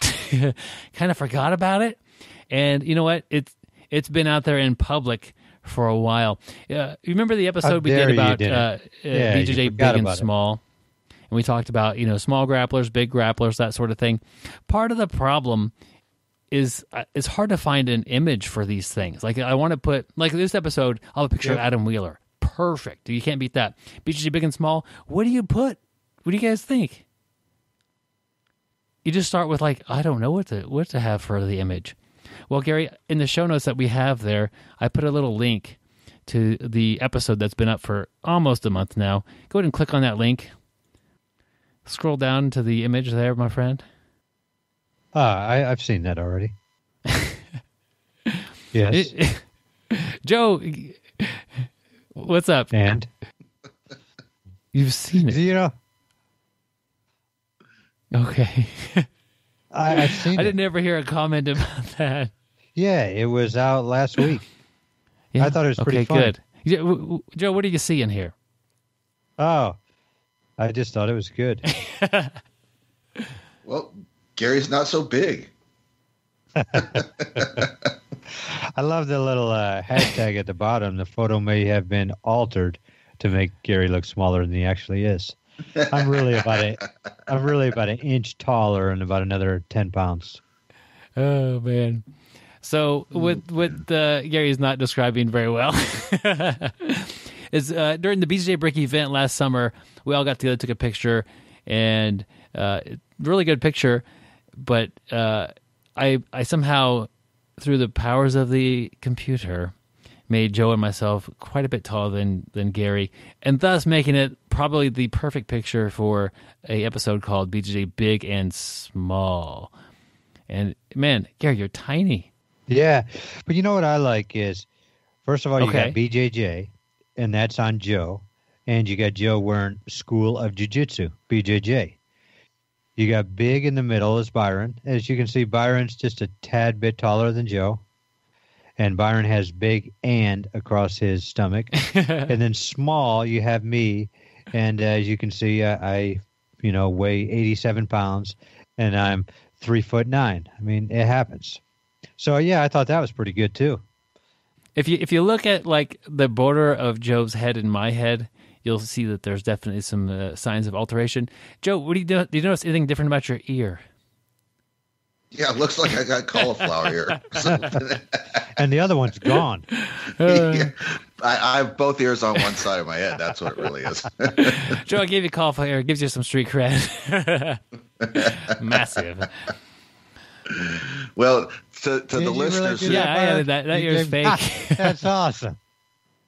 Well, for the listeners who are regular listeners but aren't familiar with us and have not seen images and hear us joke about Gary sneaking into the kids' class all the time, this is you know why. Yeah, he gets away with it. I mean, those are the only. I mean, even they're not my size. But if I normally go to the little Luchador class, you know, the 4 to 6 year olds, we're about the same size then. Yeah. Don't want you guys miss out on this. This is a lot of fine detail work by somebody who's very not good at photoshopping things. Look at episode 282. BJ Big and Small is the image that represents that episode, and enjoy. What happens?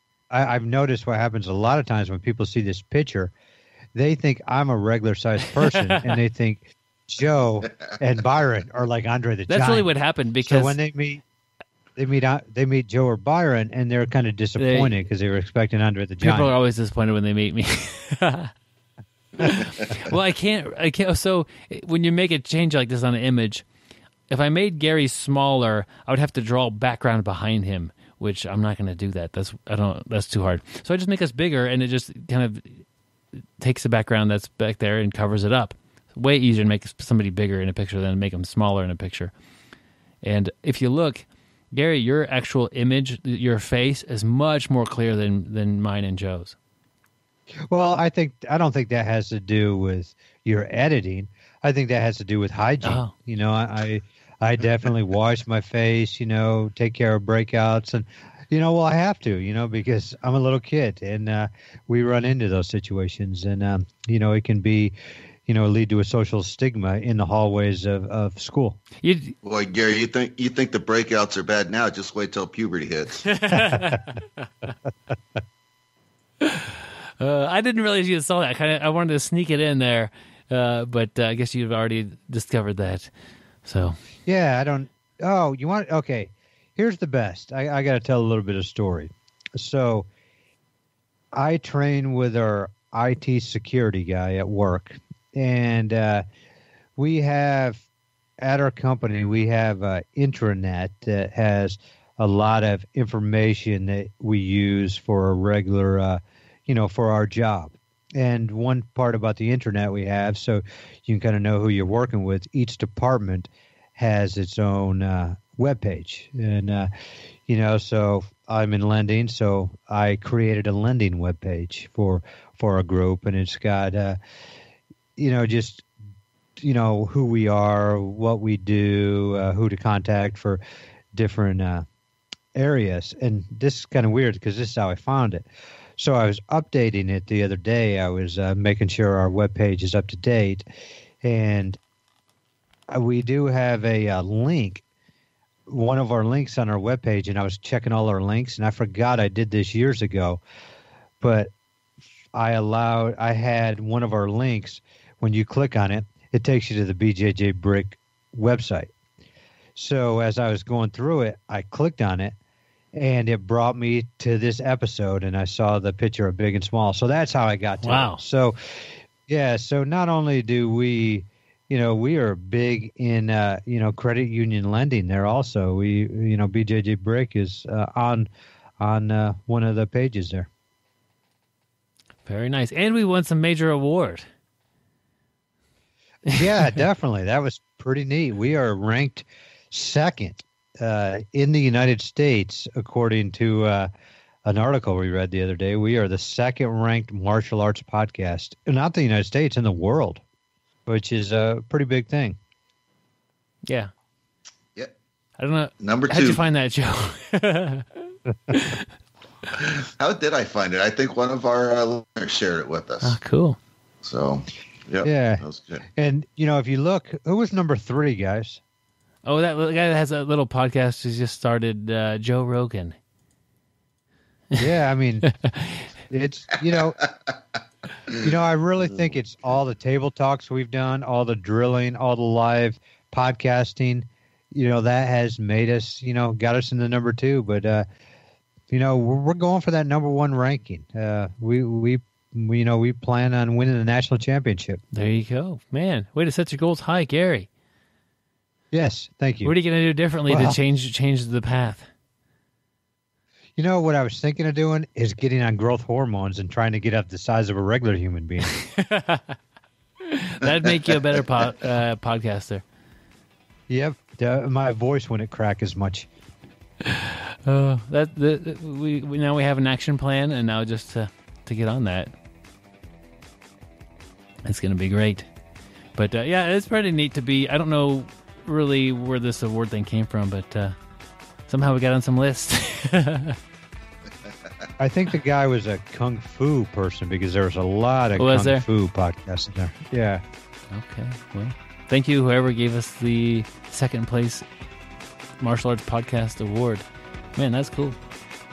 Yeah, and send us a message to bjjbrick@gmail.com or hit us up on the Facebook page, and we would like to send you out a gi patch or a sticker for making us number 2 in the world. You know what? I'll even send them 2.